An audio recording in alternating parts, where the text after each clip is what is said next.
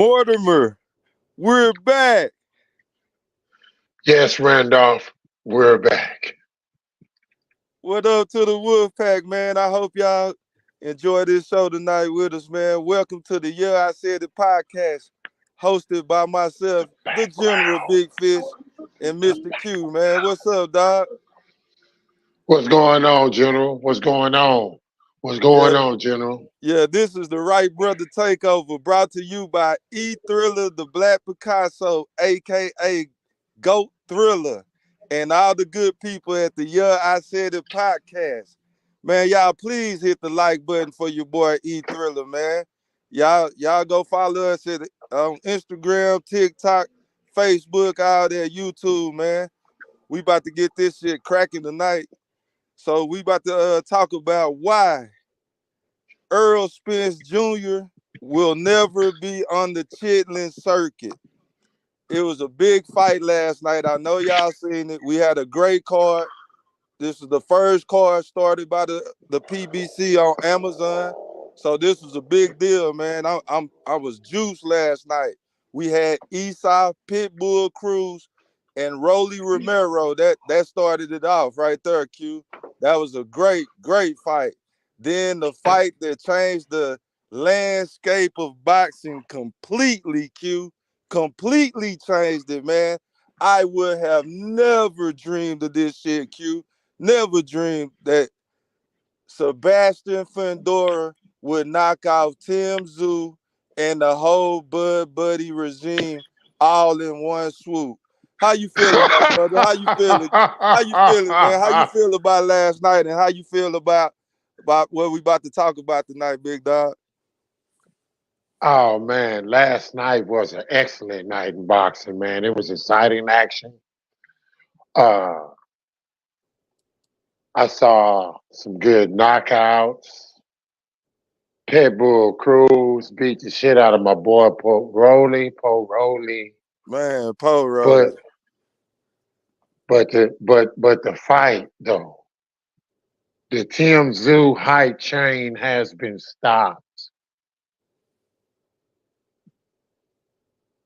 And boy, what we gonna talk about tonight? Oh man, I'm pretty sure gonna rile up the buddies. Yeah, that's what we here for. So, Q, we've been through crisis management. We dealt with it. July 29th, 2023, we dealt with one of the biggest crises in boxing history for a fan base, known as the Earl Sexuals, which we allegedly are part of now. So we embracing that title and we go run with it. So we go take y'all back on a little quick travel in time going back to July 29th. And what the state of boxing was, it was the biggest, the fight of the century, the fight of this decade, whatever you want to call it. The shit was huge, huge implications. Undisputed on the line at 147 pounds, Q. We was juiced. We watched the fight together, Q. You came from San Antonio, Texas, all the way to Dallas, Texas, just to watch the fight. This was a moment that we would never forget. So that night, I remember, Q, I was confident as fuck. I didn't have no worries in the world. I knew with looking at Terence Crawford's resume, he never seen anything like Errol Spence Jr. That's correct, right? He never seen nothing like it, Q. Nah. Nothing like it, right? So I ain't have nothing to worry about. So I didn't watch any of the prelims. I was waiting, enjoying myself, vibing out. Then I noticed you had a little worried look on your face, and I asked you what was wrong. You told me you didn't like how Earl Spence looked. I thought you was tripping. I blew it off as you kind of had a little bit of nerves or whatever. But then I started watching the fight and seeing them warming up, and I'm like, oh shit, I don't know, man. I kind of see what you're talking about, Q. So fast forward to the ring walk. Earl Spence have a lackluster ring walk with Big X the plug. We like, hey, what the fuck? Like, I wasn't expecting that. That was a disappointment. I immediately got a little nervous then, Q, and I was like, man, I see the importance of that coin flip. Then, next thing you know, we see Eminem standing side by side with Terence the boogeyman, Bud Crawford, like E Thriller call him, right? I seen that neck, that whole uniform, man. I'm like, oh shit. Uh-oh. I hope Earl ready for this shit. He wasn't Q. So I'm gonna fast forward to the second round, bop, drop, knockdown, fight over with pretty much from there. We know the rest. In my Mr. 214 IOTBA voice, we all know Earl Spence took a Religious. religious ass Religious whooping. ass whooping. Had me silent as fuck. I didn't know what to say. A look of disbelief, a look of fear, a look of terror, a thought of like, what am I gonna say when we got to go on E Thriller, the Black Picasso show, and cut the camera on? Like, this is about to be bad. It was horrible. Then we get so that we had to deal with that Q, right? So fast forward to the Canelo fight. The Bud Buddies, they got the big head. They had a parade. They had a fish fry. They had a barbecue. They had a bar mitzvah. They went to Six Flags. They went to man, they went everywhere. Q. They went on the world tour. We not gonna even get to what Bud did. Bud went to Disneyland. He went back and seen Gilly the Kid. He demanded apologies from everybody. He just had just earth-sized ego. That's what he was on, and his fan base was even worse. Q, you remember what we had to deal with? That shit was horrible. So the next step was for Bud. All the Crawford fans, they was licking their chops. Are we about to get Canelo or Charlo? One of the two, it don't matter. But we going for Canelo, right? So Canelo Mhm. beat the shit out of Charlo. Charlo embarrassed himself. He's in hiding right now. We don't even know where he at. That crossed him off the list for Crawford. So now the focus is on Canelo, right? So that's understandable. Mhm. You want the cash cow. After beating Earl Spence in that fashion, you just want to go up to the next big dog and take care of that. And you're submitted on the Mount Rushmore Hall of Fame if you do that, Bud Crawford. I'll admit to that. But Q, you know, and I know that Canelo Alvarez shitted on the parade. He shitted on the corn. He shitted on the Nebraska Cornhusker helmet. He shitted on the whole farming industry. He shitted on that. Now I'm not gonna call Omaha what I wanted to call it. He shitted on Council Bluffs. All right, I'll talk shit about Council Bluffs. If y'all don't know what Council Bluffs is, Google it. That's where a couple of you guys that say y'all from Omaha, but y'all really from Council Bluffs perpetrating. But that's another topic. But yeah, Q. So going to that. So we know Canelo said no. So then all the Terence Crawford fans, you know what they do as usual, cried about it, couldn't understand that Terence Crawford is not a draw. They can't understand that for some reason. So then it went from, well, we still waiting on Errol Spence. Errol Spence, since Canelo ain't there, we got to go back to Errol Spence. This is what Bud is saying. Go back to Errol Spence, waiting on him. Errol Spence comes out and say, hey, I got a cataract surgery that I need. I'm not gonna be able to do anything right now, Bud. You got to move on. Okay, boom.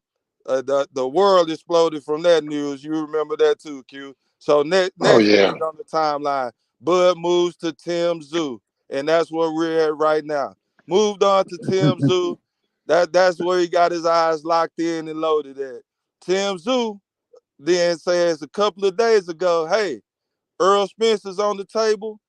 Bud Crawford is on the table. I'm not just looking at you, Bud. I heard about what you do.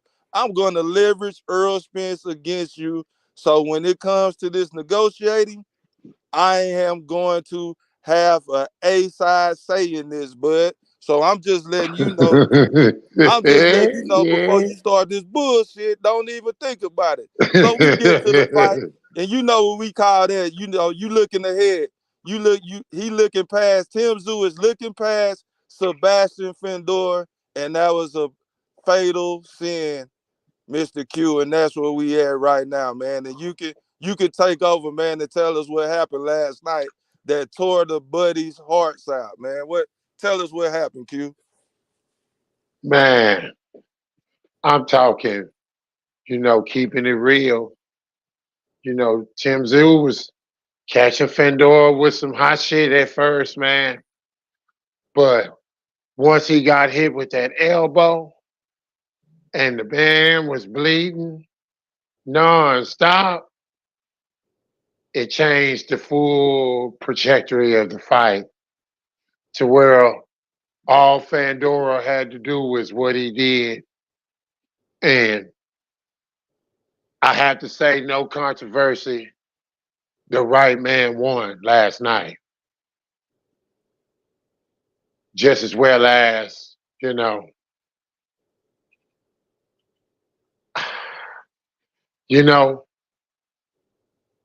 July 29th was a painful day. Yes, indeed. But it's a day in which we didn't accept it, right? And it's just crazy to me that July 29th, life was changed, but yet he's still on the wrong side. He's still the distant, got to wait, finna fight Josh. Who? Josh Kelly. Josh Kelly, who is that, Q? Who is Josh Uh, Kelly? Josh Kelly, he's ranked high in the WBO rankings. You know how they do it. You Are know. you talking about the least important belt out of all the four sanctioning bodies, the WBO? Oh, the WBO is only important to Bob Arum and the buddies. That's it. Other than that, that's not a prestigious belt. You know what I'm saying? Like the WBC, like the WBA, or the IBF. Those are the three prestigious belts in boxing. Let's go back to this fight, Q. Well, before the fight, it was a name thrown out there named Errol Spence Jr. His name was thrown out there by the Tszyu team, and that threw everybody's head in the frenzy. I couldn't believe it. I did not see this coming. How do you feel about Errol Spence Jr. not going to the chitlin circuit like my boy Mosquito sprayed he was going to? He said he don't do lines. He got the special guest pass to come to Vegas. He put out a tweet. Q, the man put a tweet, a simple tweet, said, "I'm coming to Vegas. I want the Fundora Zoo winner." Like how does that happen? How did Errol Spence get to be able to make this move, Q, in your opinion? Man, say, man, you know, if that's not showing Bud Crawford that he's still the B side, nothing is, you know what I'm saying? Because the man is taking your fight away from you, and there's nothing you can do about it. See, Q. I disagree with you right there, Doc. It was never his. It was never his. It was always assumed that he would get that, but it was never his. I don't think Earl Spence stole anything. He got what he earned by taking the smart route is what I like to call it. He gained all those belts. He built his name up, aligned himself with Jerry Jones, aligned himself with Al Heyman, rubbed elbows with Floyd Mayweather, got that work in Vegas and that sparring. So he's been around the right people to make this happen for him. So I don't think it was necessarily a theft, Q. So what do you say to that? Well, the buddy's going to feel like because Bud is the super WBO that he's supposed to be able to fight the Tszyu Fundora winner. But if they don't choose him, they cannot be mad and upset that they choose the big fish, man. They can't Yeah. get mad, man. But Q, I can hear them saying this right now. I can hear that little weasel Stephen Brimley right now. Nothing has been confirmed. Nothing has been confirmed, Fish. You got to sit back and wait. There's still a chance that Bud can pull a string or two. He can go get a hedge fund. He can go find Jeffrey Epstein and get some financing done for the fight. So you can hear them saying this. So it's not it's not sealed and delivered. What was said from the Fundora representation today, yesterday after the fight that makes you believe, Q, that Spence, this is locked and loaded for Errol Spence? And what came from Errol Spence that lets you believe that this fight is signed, sealed, and delivered? Man, all you gotta do is just sit back and watch the play, man. They put the play down when Earl Spence said he was going to Vegas. When PBC, made sure that not only Earl was in attendance, but he was able to get in that ring and get the winner's attention to let them know that he's next. You know what I'm saying? And it was accepted not only in the ring, but when you talk to his promoter, he says, and I quote, that he has to maximize the monetary for his fighter, and that fighter, David Benavidez, has to wait for Canelo. I'm not saying this, Buddy Nation. I know y'all gonna talk shit and come for my head. But the promoter said that Bud Crawford got to wait. Tszyu got a rematch in which for Earl, the truth, the biggest Fish Jr. said that even he got to wait. That's the fight that they want. They asked them, y'all don't see the money with Crawford? And they say, no, no, no. The money's with Errol Spence. So So, so let me get this straight, Q. hmm, Fandora's representation, his dad is his promoter, whoever you're talking about, said that the money is with Earl Spence. It's not with Terence Samson. Crawford. So Yeah. so how is the money with Earl Spence? That from what I hear from the buddies, Terence Crawford is commanding 20 million, 25 million from here on out. Like so how so they didn't see that like how the buddies see that. Is that not the case? Oh man, say man, that's that delusion of feeling like because uh they won the fight July 29th. I guess they felt and believed that, from the beginning to the middle to before July 29th till as we stand right now, ain't nothing changed. Everything still remains the same. Even worse now. So I want to transition into something real quick, and we'll get back to that, man, because it was another great fight that I was excited to see. I was rooting for Rolly, but there was a different outcome that I wanted to see. Rolly was knocked out, damn near knocked out the ring multiple times throughout the fight, but he was stopped with about 50 seconds left.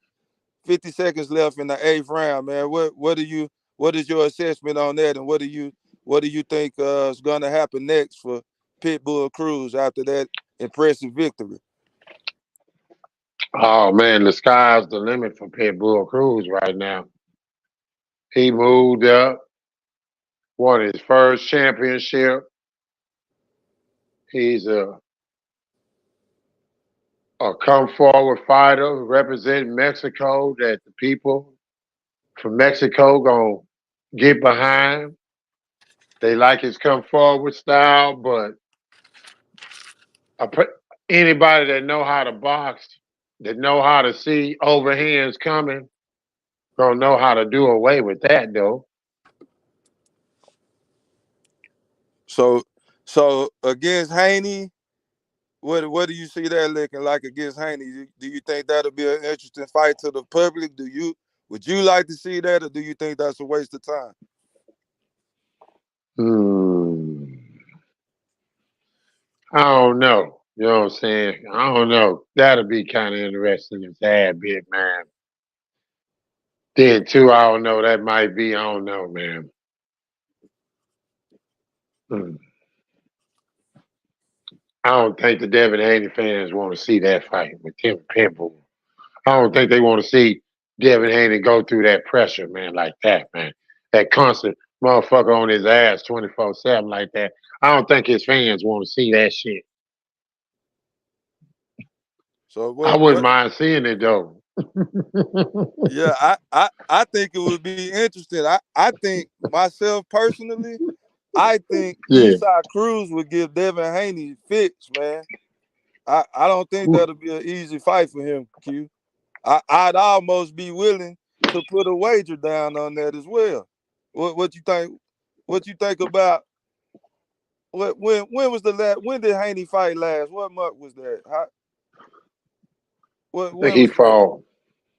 And he about to fight on the 20th.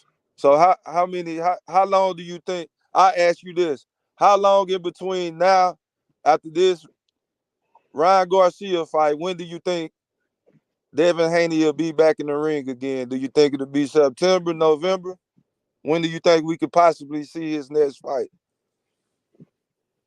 I see Devin Haney fight one more time before the end of the year.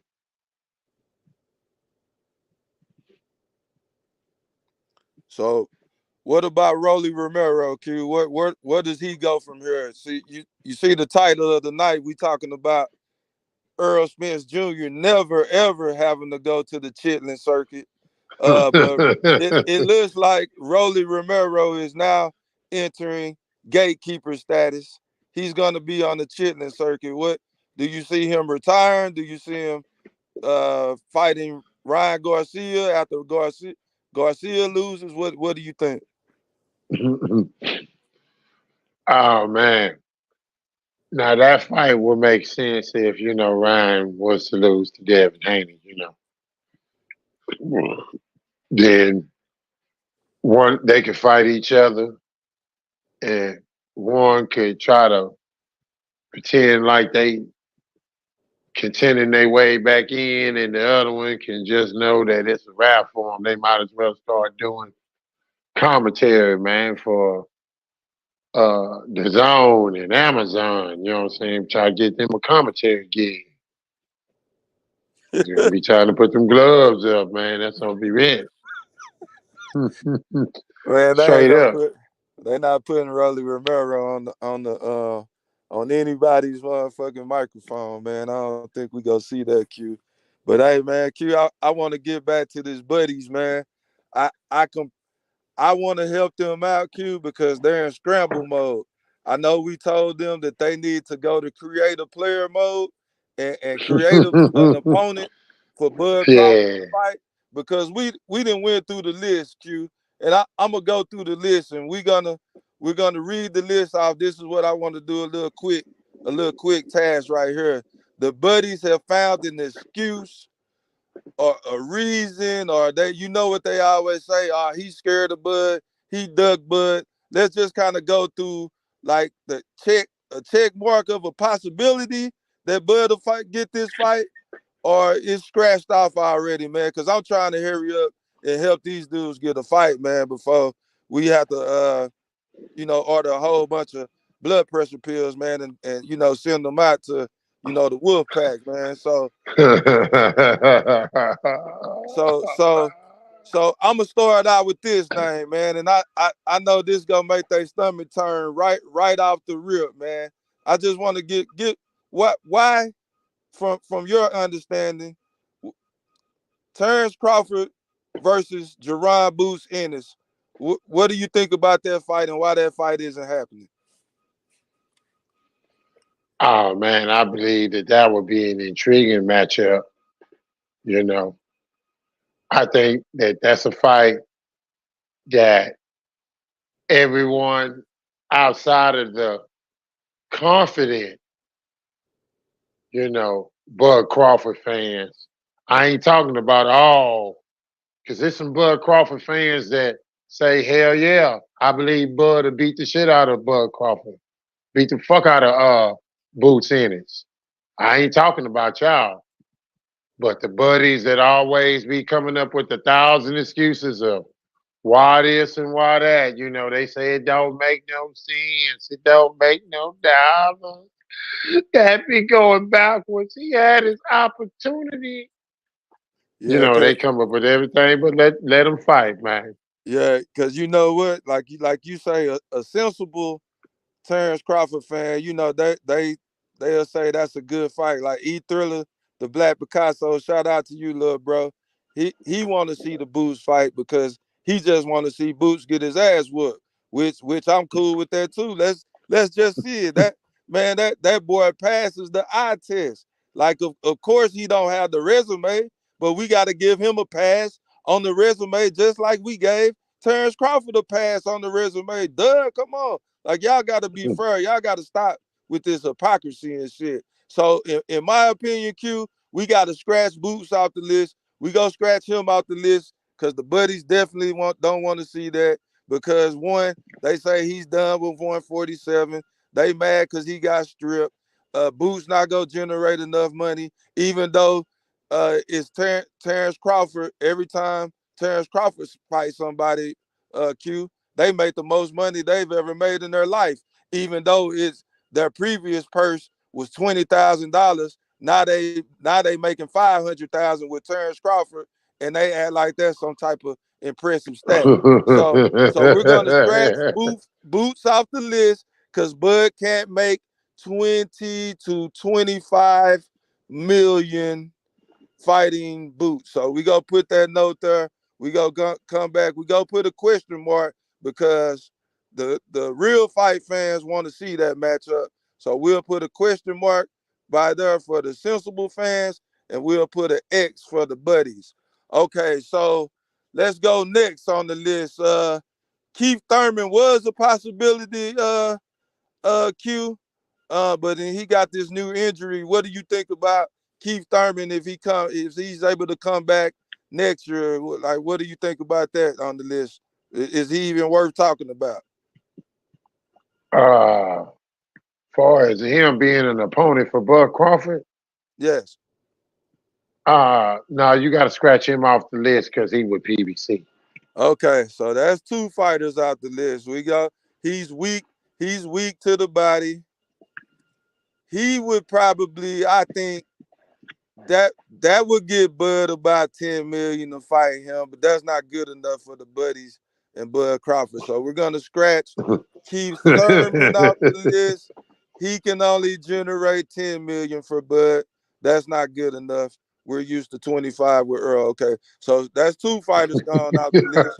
Okay, let's go to Jermell Charlo. Let's go with Jermell Charlo next. That sounds like a great option. He got his ass whooped by Canelo Alvarez, like we talked about earlier. What do you think about Jermell Charlo and Terence Bud Crawford? Oh, that fight generates absolutely nothing. That fight there ain't even pay per view. That's free TV right there. That fight there don't generate absolutely nothing. That wouldn't be a come on, Q. That'll be a that, and you know Al Heyman go. Now I can't let you say that, Q. You know they go throw anything with PBC. They go throw that shit on pay per view. So I disagree with you on that. But so Not that one. Not that matchup. We talking okay, about so Charlo. Charlo don't okay, got no fan base. so you saying the Charlo fight would only generate Bud about what you say 8-9 million, Man, not even that much. about five. Okay, Shit, so five would be the best. Be being generous. So we go scratch Lil Charlo off the list. Let's go to Big Charlo. What about that fight? Oh no, that's another fighter that ain't been training. He ain't been in the ring. Uh, nah, that fight makes absolutely no sense. Okay, Plus, Big Charlo's in the WBC rankings, not the WBO, so he won't be able to flex that vulnerability and get around Janabek. So we got to scratch him off the list. okay. Let me just take a real quick pause and shout out to the Woodpack, man. We appreciate y'all tuning in and rocking with us right now. If y'all don't know what we're doing, we're trying to we have big hearts here at Yeah, I Said It podcast. Me and Q, we giving advice on how to handle a big time crisis. There was a crisis that happened last night in boxing when Fundora shook the world and beat Tszyu. So we're trying to figure out an opponent since Errol Spence came in and jumped the line and just took a opponent away that was on the hit list for Terence Crawford. So right now we're searching for an opponent for y'all bud buddies, so y'all can be somewhat satisfied Terence and Crawford. get a fight. So right now, Hey Q, you got some feedback, boss. So like I was saying, we done eliminated Keith Thurman. We've eliminated Jerron Boots Ennis, Jermell Charlo, and Jamal Charlo. So we're gonna get back to it. Q, you with me? oh yeah, I'm with you. I'm with you. I'm with you. Okay, so what do you think about this? Is what I want to see, Q. I'm gonna go ahead and throw this one out here right now. David Benavidez, and I say that since Terence Crawford is this big old dog, and he the boogeyman like E3 say, and he the boogeyman like Mr. IOTBA say. Why don't Terence Bud Crawford go up to 168 when Benavidez becomes free? Because I hear him now. Benavidez got to fight. He can't go up there. They go protect him and all of that. But wouldn't it be a real serious challenge and one of the best fights in recent history, just on paper and the anticipation? Terence Bud Crawford versus David Benavidez. What you think about that fight, Q? Oh man, that would be an awesome fight right there. That'll be a fight that everybody but the buddies would want to see. Everybody else would love to see that matchup, me included. I would love to see that. Man, that'll be a good one. But in all fairness, I don't think that like Bud he know not to step in that lane. But I would like to see that fight just on a namesake basis. But that fight right there, Q, that would probably give Bud his $20 million right there. What you think about that? Oh, I don't know, man. I Man, don't know. Canelo asked for 250 to fight Benavidez. So Bud can at least ask for 25. All right, so this is what I'm that gonna do, Q. We go come back to Benavidez, man. We go try to influence Terrence to get in the ring with Benavidez, man, so he can get that big payday. He might take a religious ass whooping, but he can get that payday. So we go keep Benavidez on the question mark. Okay, so Canelo's on the list too. We know the story with that. We for anybody who's been sleeping for the past 6-7 months, we'll go ahead and give you a refresher of why Canelo is not an option for Terence Crawford. I'm gonna give my reasonings, Q, but I'll let you go first, man. Why isn't Canelo, or would you know first? Would you like to see that fight? And what would you think the pay would be for Terence Bud Crawford?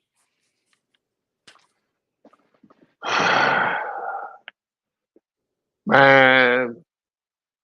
At first, I wanted to see that fight at first, right? Just from a skill standpoint.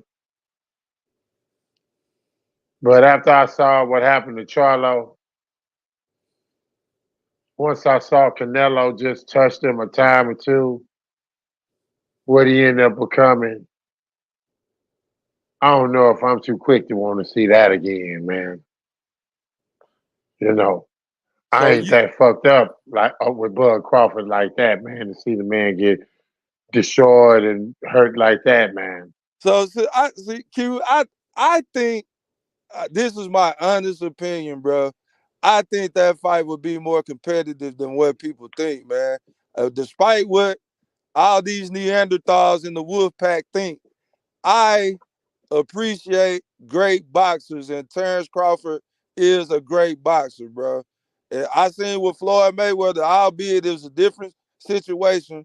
Floyd Mayweather was a master boxer at the time, and Canelo was still a young puppy. So that's the difference. So I get that Canelo is a way stronger, bigger, smarter fighter than he was back then. But Terence Crawford is bigger and stronger than Floyd Mayweather and has different attributes that Floyd Mayweather doesn't have. And I think in that pocket, Terence Crawford will be able to make Canelo miss. And as long as he keep those long arms out on him, like Fundora did Tszyu last night, I'd be willing to bet you on that, Q. If that fight ever happened, I bet you. I wouldn't donate my money to anybody else. So don't none of y'all ask for that bet. I just give my dog that bet. But I'd be willing to take that bet with you, Q. Mm. But check this out. So I think that this fight is completely off the list because we've heard Canelo say multiple times, Canelo, Bud, you have nothing to offer. You're little. I won't get any type of credit for beating you. So that's out the door.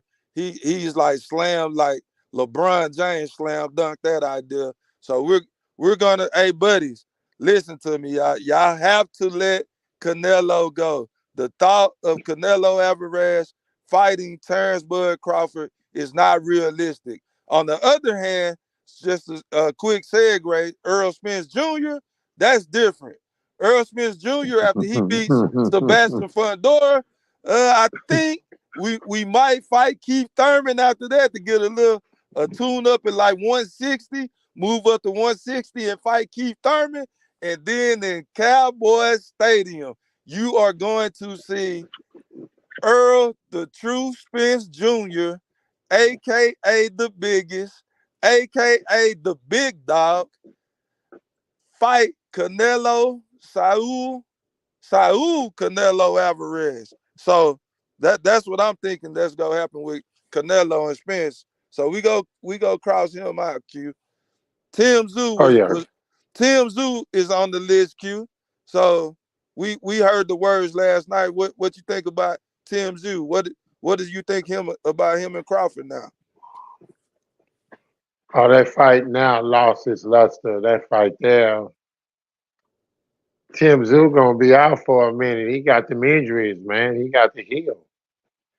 He's not an immediate opponent that's gonna be ready right away. God damn, Q, we can't find nobody for this month. God. So suspended because of taking too much punishment. So no Tim Yep. Zoo. Okay, what about Jenna Beck? Jenna Beck, Q. We can make that happen. What about him? Oh man, that'd be an awesome fight. But that's not no big money fight though.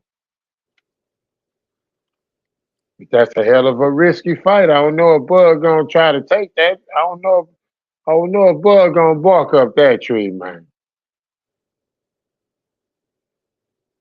Mm. To so Q, so you saying Jenna Beck is not a cherry pick, so Bud not gonna waste his time with that. Is that No, what you no. saying? Okay. Yes, So it is. He ain't fuck with Jennifer. let me put that. So buddies, let me let y'all know, buddies. Y'all safe. Y'all don't got to worry about Jenna Beck. He wouldn't generate Bud nothing but maybe like what 3-4 million Q, and Oh and we yeah. know we know Bud want 20 to 20 to 50 million per fight now. So let's see. I know Jenna Bet. Man, we running out of names. Okay.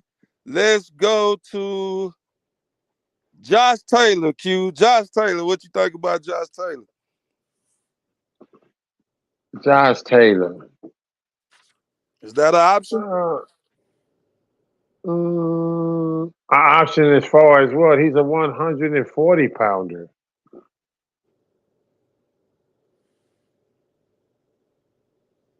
That's finna fight Jack Catterall, in Say, which if he lose that fight, ain't no luster in Josh Taylor no more. the only reason why I said that because you remember they used to always talk about that Fantasy Island matchup, Q. So I'll go ahead and scratch him off and put him on the ridiculous list. My bad for wasting time with that name. Okay, let's see. It's getting bad. T.O.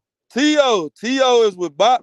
Ah, shit, he with Bob Rammer. You think that bridge that he burned with Top Rank, can he get a fight with T.O.? Nah, T.O. is too little too, right? He's a 140. But T.O. called him out. What you think about that, Q? Oh man, you know, even though he kind of burned those bridges over there with Bob Am for that fight right there, I don't know. I can see Bob might potentially working with him. He might not give him that 20-25 million he asking for that fight though, but I don't know. They might could make that fight. Okay. So yeah, we go. Yeah, I love to see that fight too myself. So I'm gonna put a question mark right there. How much money do you think? Do you think he'd get that 20 to 25 with T.O.? Oh hell no. What Hell no. what he gonna get with T.O.? 10? I think he'll get 10. He gotta get 10 with T.O. T.O. got a good name with him. Man, he won't even get 10 with T.O., man. T.O. can't even barely sell out the Hulu Theater in New York City, man. Man. All right, I'm gonna put that one up. Let's see. All right, Virgil Ortiz in Dallas, Texas. Jerry's World. Terence Bud Crawford versus Virgil Ortiz. What do you think about that matchup, Q? Oh, man. Now, that one, now I can see that fight there having some potential. God damn. You All know, right, just potential. All right, we I can go. see that fight having some potential. Okay, we running now. So we know we got Earl on the list. We know Earl is a no. He's fighting Fundora, so we're gonna scratch him out the list. So all we got left right now, we're down to the kibbles and bits. We got Joshua Kelly.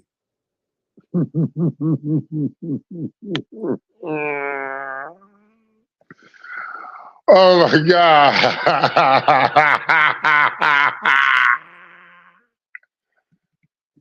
Man, looks like he finna fight Joshua Kelly, man. Nah. The butt, nah. That ain't go. He ain't gonna get the money for that. What you think he'll get for that? 2, 3, 4 million, 5 million? Man, hell no. Man, that's not that fight ain't worth nothing. Hey, what about? Okay, we gonna cross him out. Names. Crit. Hey, we heard this story circulating across YouTube, man, a couple of weeks ago. He got to be back at the top of the line now. Chris Eubanks Jr. Oh, you talking about when the buddies had created Eubanks Jr. They created an opponent for Bud Crawford because Bud supposed to be the hottest thing in YouTube boxing, but he doesn't have an opponent because he's trying to be independent and it's not working. Man, shit. Okay, no Eubanks either. Okay, I think man, we got 1, 2, 3, 4, 5, 6, 7, 8, 9, 10, 11, 12, 13, 14, 15. That was 15 fighters, Q. I can't think of any other options for him, bro. So, damn, man, we was trying to help out, but I don't think, okay, this is the only, it looked like he gonna have to retire, Q. It's not any fights out there for him. I see he can fight Jake Paul, exhibition. What you think about Jake Paul versus Terence Crawford? Now, a Jake Paul fighter generate him that money. If he fight Jake Paul, shit, Jake Paul will generate him that money. If he was to fight Jake Paul,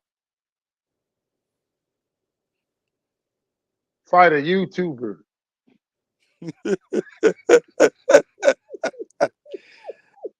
Man, so cute, like in all jokes aside, bro. Like I feel bad for Terence Crawford. Like, what do you like? We just went down this list. Like, seriously, we just went down the whole list of names, and it's a problem with each one of them. That's just what we say. The buddies, they'll make all kind of other excuses, but the common denominator is always that the fighter is scared. Q. The fighter is scared. That's what it always is. He's the boogeyman. Nobody wants to fight him, but I say it's the business. Q. What do you think about Terence Crawford's business decisions from right now to 5, 6 years ago? What is that the reason why he's in this position right now? Is it because the business, or is it because all these fighters are scared? I think, man, it's his business moves, man, and the way he moved, man. I believe that once uh, uh, the rematch was off the table, instead of choosing to walk away and try to operate as a free agent, like you Anthony Joshua, like you Canelo Alvarez, like you Tank Davis, you know, uh,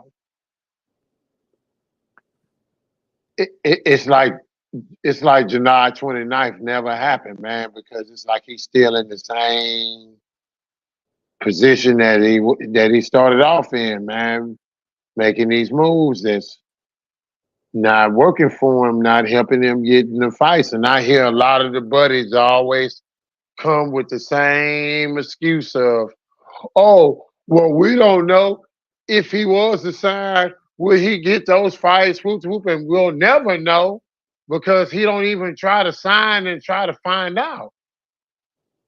Shit, at some point, I wonder when they're going to hold their fighter accountable about placing himself in a position to get these fights, man. Instead of placing himself out of position and be kind of realistic with himself, man. You know, just because you made a certain amount with Errol Spence, don't mean you're supposed to make that with every fight that you fight in the future. Your fans got this delusion of you can do whatever you want now. And obviously the business is showing you that you can't, regardless of what they talking about. Because right now he has no fight. None whatsoever. Do you think it could be some type of, you know, fight that's lined up that we not knowing about? And you know what? Like, what could he could, I think, still the most realistic and available fight, and you killed it with the medical suspension, and he just took too much damage last night. But Tim Tszyu might be the only viable My option right boy, now that's available, sit bro. down.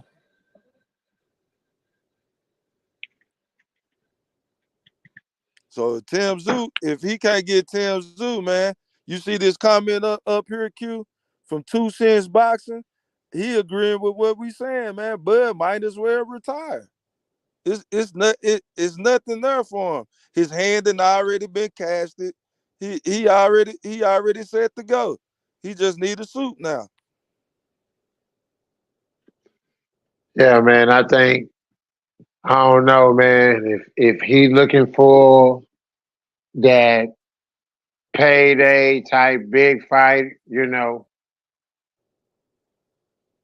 he might as well go on retire because if not, it's like you chasing behind the big fish yet all over again, man. It's like he in the same position that he started off in all over again, man.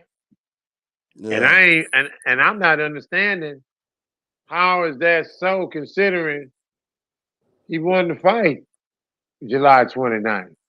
man. Yeah, this is crazy, Q. So we go transition, man. We go out here to the Wolfpack, man. Read some of these comments, man. Uh, it's funny, man.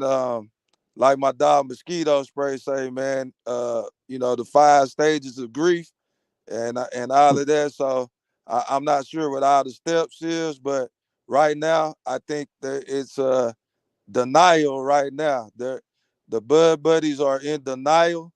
They just simply can't understand how in the hell that giving Errol Spence that religious ass whooping and being undisputed 2 times, just a pristine record, pristine career, and he still looked at as the B side, not the money man, not marketable. It's just unfortunate, man. Like this is sad. We're trying to do we're trying to intervene and keep y'all from jumping off the ledge. So what we want y'all to do, my advice is accept reality. Stop talking about Canelo. Stop talking about. I've even heard Mr. Golden call out Floyd Mayweather. That they're so mad and upset, they're willing to take a fight with Floyd right now, Q. So with that being said, man, we gonna do something a little different. Shout out to my boy Mr. IOTBA. We about to address some bullshit in this chat because I know it's been a whole lot of shit talking and delusion going on, man. So we go skim through a couple of these chats, man, and we go address the bullshit, man. I'm on that bullshit again today. Let's go. Okay, let's see what we got, man. Oh man, look at the right, brother Q. Big Mark Boxing, the Savant, Big Fish, and Q. Mortimer, we back. Hell yeah, Big Mark. You already know, man. Errol Spence took a religious beating. He was revived. He got dusted off. He is back, man. We back too. We back. We back. We back. Let's see. Let me find some, Q. Let's see what we got, man. Like, hey, Q, I'm about to drop this link too, man. Anybody got something to address with us? Got some disagreements? Need some counseling? We here for you, man. It's okay, man. I'm not saying that it's right, man. You know. Al Uh, Money 231. What up, Al Money, man? And we appreciate that $2 super chat, man. Al Money got the popcorn ready. We telling it how it is, man. How not? We ain't telling it how you want it to be, man. What up, Rebel Life? That Rebel Life said, man, it's time to go the fuck in. See this? Q, you see this right here? Hey, shout out to Rebel Life. Hey, Rebel Life created this avatar for me, Q. That's my dog right there, man. He got that General Big Fish avatar for me, man. But I'm sorry to let you know, Rebel Life Boxing, man, it is not time for the Bud Buddies to go the fuck in. It is time for you to recognize that Terence Bud Crawford needs to accept reality. He needs to accept it, man. He got to stop commanding $25 million and go ahead and get back to his career. Oscar De La Hoya said it himself, Q. He said, Terence Crawford, you just got to get back to fighting. You got to get away from the business. I've been there before, man. You got to just get back to fighting. See, he wasting his time right now. What Mhm. up, Jamal? What's going on, man? Shout out to you, man. Hey, Jamal, he's a little delusional too, Q. A little bit delusional. He's one of the sensible buddies, but you know, you got to reel him in too. This one right here, what you got to say about what you got to say about this buddy right here, Q? Yo.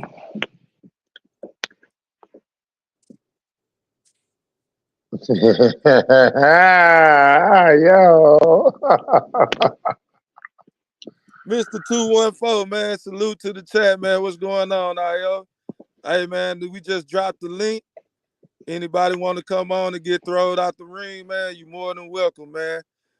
Before you come on, man, if y'all do decide to come rock with us, man, we would appreciate respect. Take turns talking. Don't talk over anybody.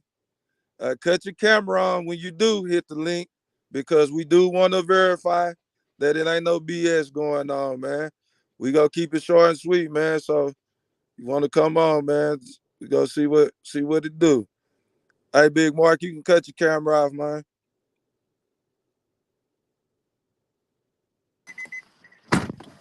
Al De Niro, you can cut your camera off. I see you.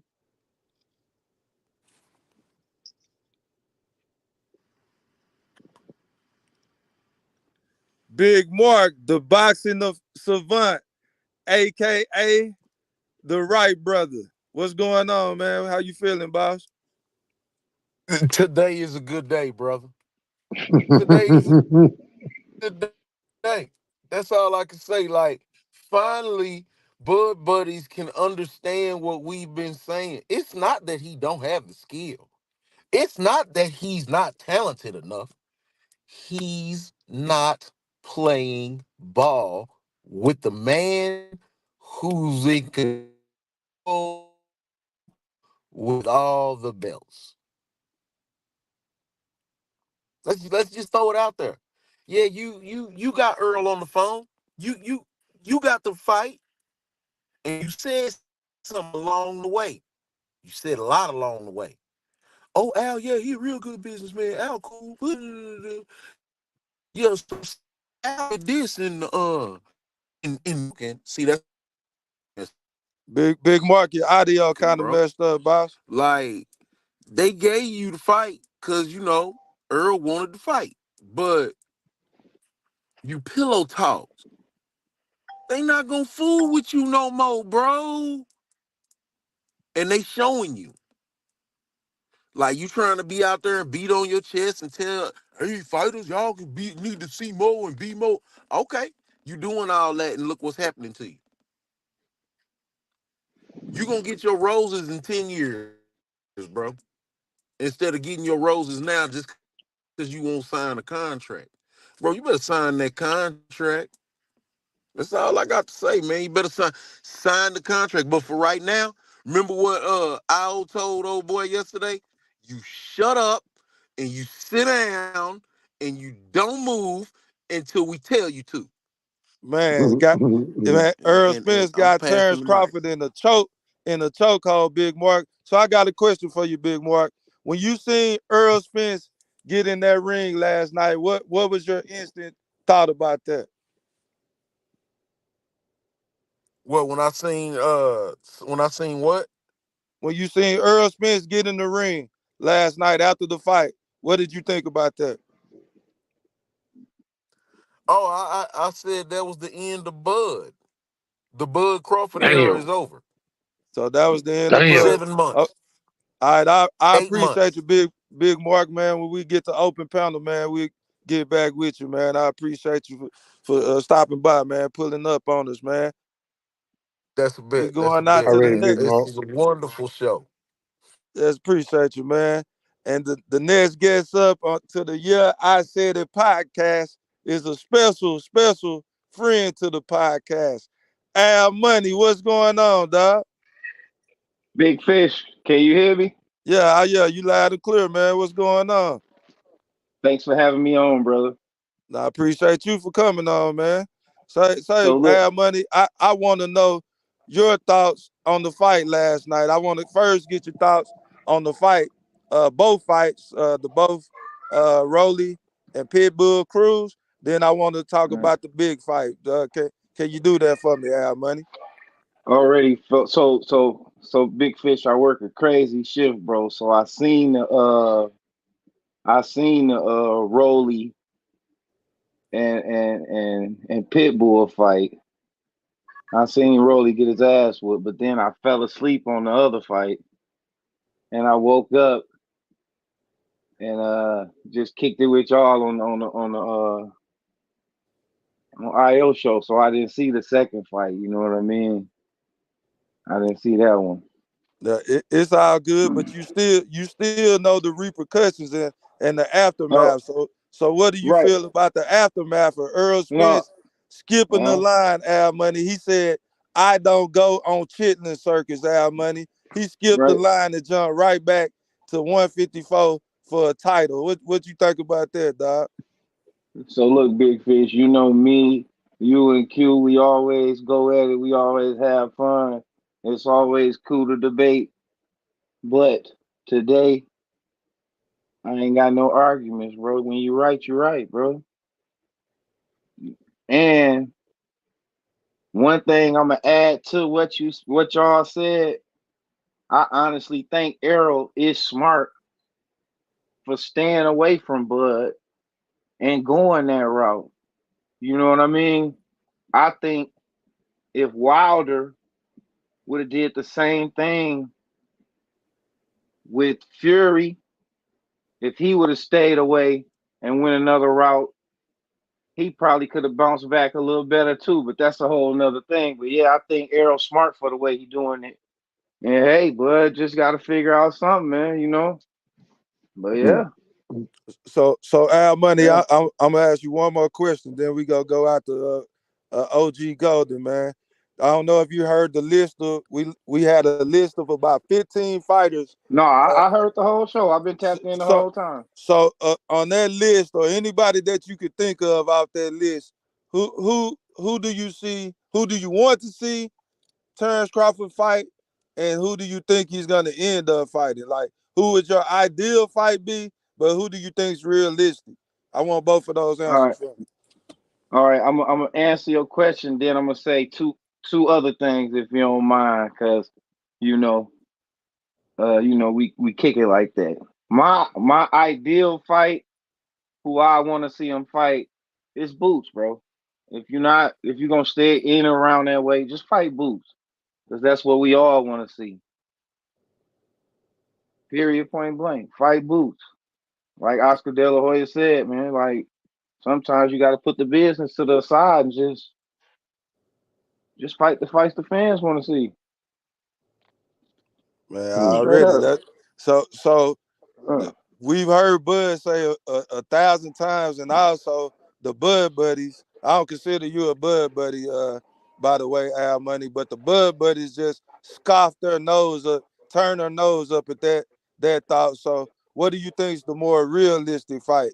If we're gonna just scratch that one off the list as being unrealistic, who do you see as being the more realistic opponent?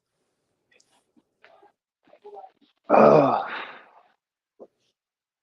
I mean, more realistic.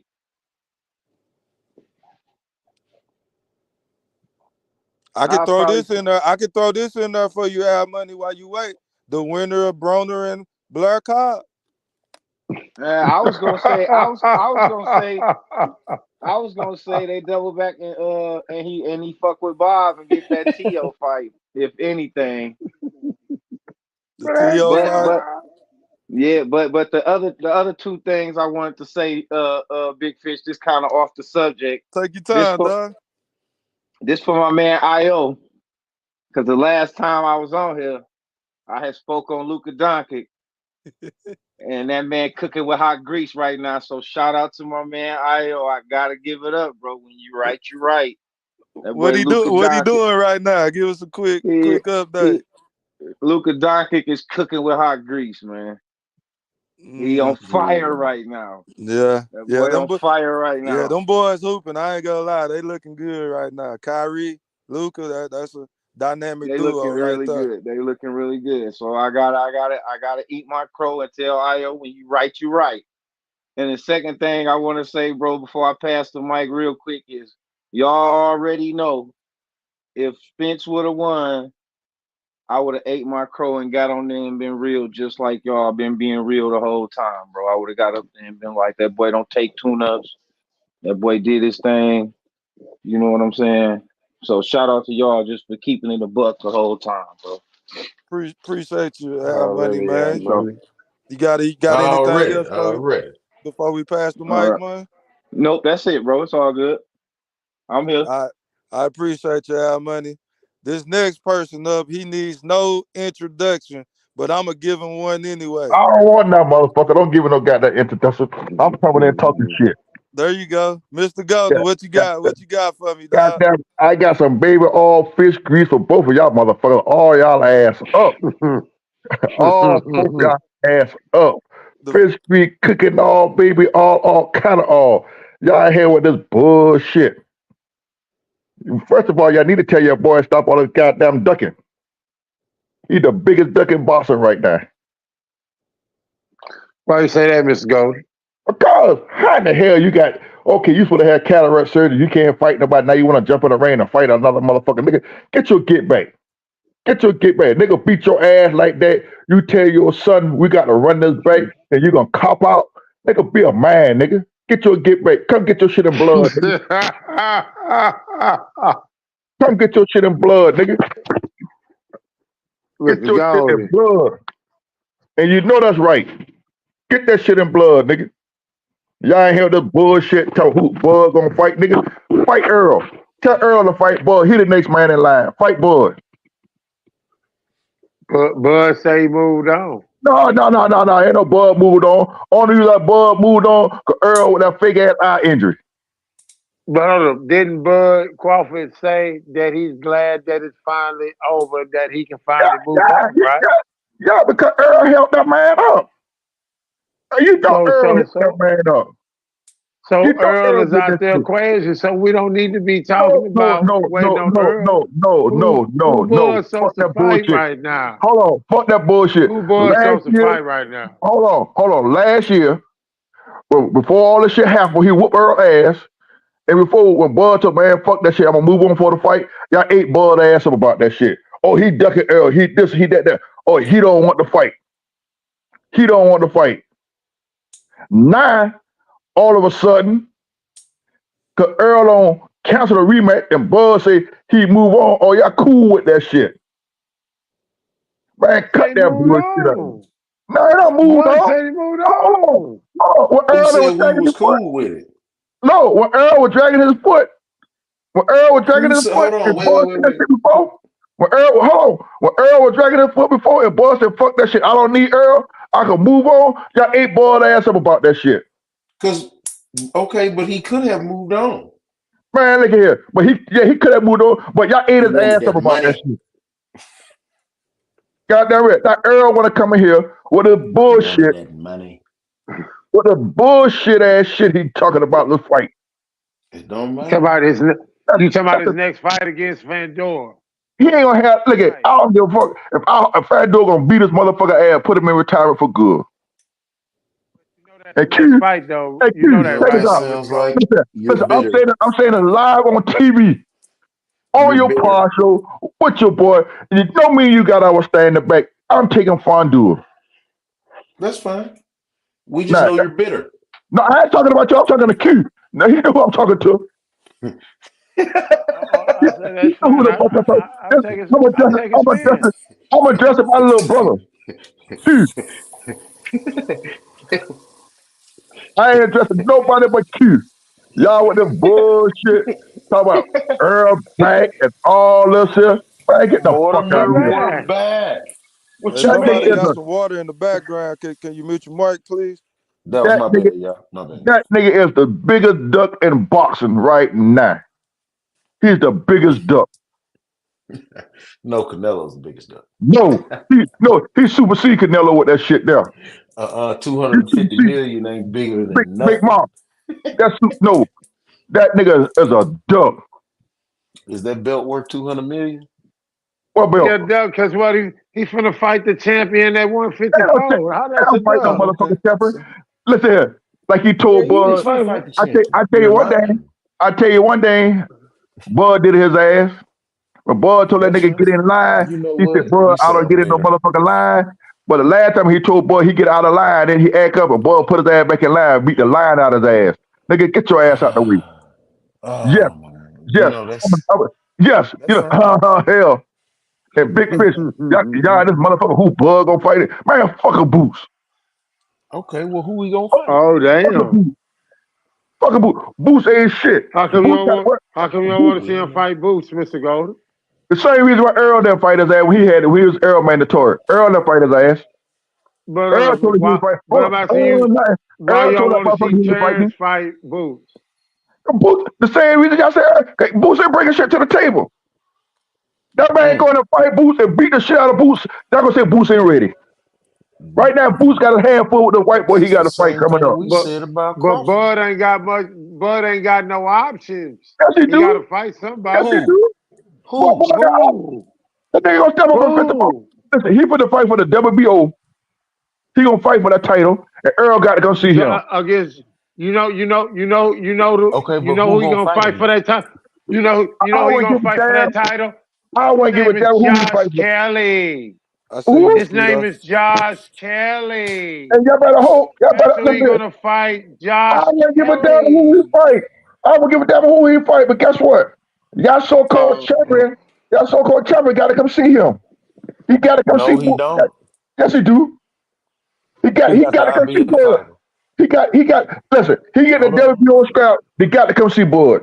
They were undisputed. They got to come see him. Golden. This They is end all up I'm golden saying. don't shit. nobody Hold care on. Hear about me that out. WBO. Don't nobody care about that WBO No, no, strap. no, This no. all I'm I'm And they saying, gonna saying. show no, you no. that. Listen, Fandora gonna show it's you not that when because. they vacate that belt. Listen, it's That not. strap. Let me tell you something. I'm gonna tell you a second, and I'm gonna keep it real with you. You know why they don't care about the WBO belt? Why? Because Because it's they the know least Bud will beat. respected belt out of the. No, they don't need to It's the respect the least belt. No, respected threat. It's that's the least respected bullshit. belt out of the That's four. bullshit. The It's the reason least why, respected belt out of the listen, four. It's not the prestigious belt like the Quentin Bradley, WBC. Quentin Bradley. Let me tell you something.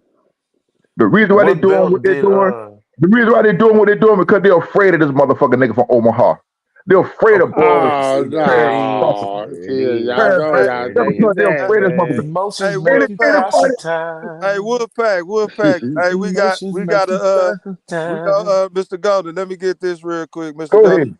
You got 30 more seconds to say what you got to say. Then we Okay. gonna pass the I'm going to mic. go on. That's because, listen, that they are afraid. Al Heyman is afraid of that man from Omaha, Nebraska. He proved to y'all July the 29th of last year when your boy did what, Quentin? He took what? Say it. Say it. What the hell take? What the hell take? Quentin, say it. Say it, Q. He took some punishment. Say it. How you know to say it? He did what? Oh, okay. Oh, Come on, say it. What did he take? Say it. he, he took some punishment. Wow! He took what? He took what? Come on. Come on, say it. Don't Hey, give it to Mr. him, Golden, Q.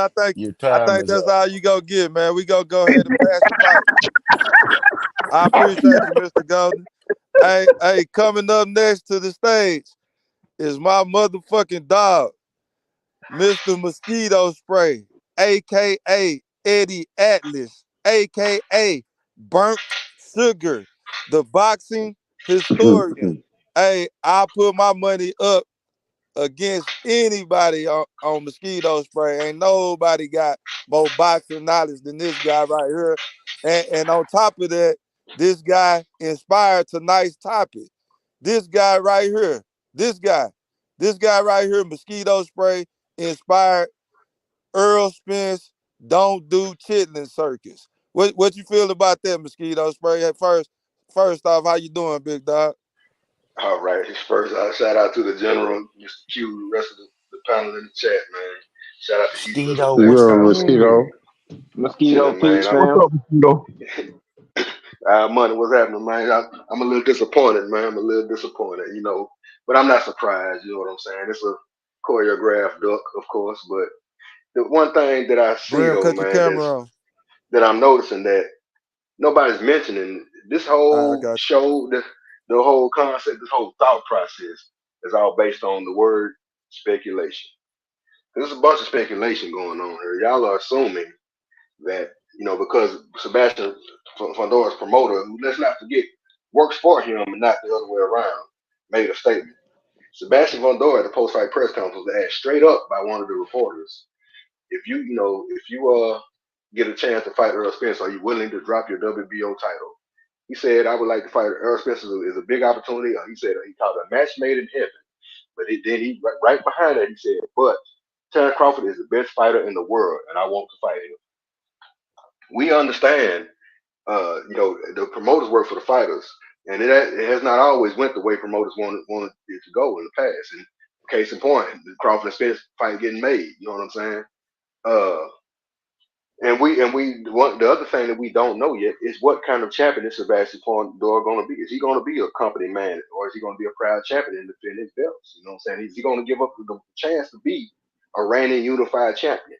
Is he not willing to get? So these are things we haven't had answered yet. Y'all are making assumptions. Yeah, it was cool to see y'all hero get in the ring and say a couple words or whatever.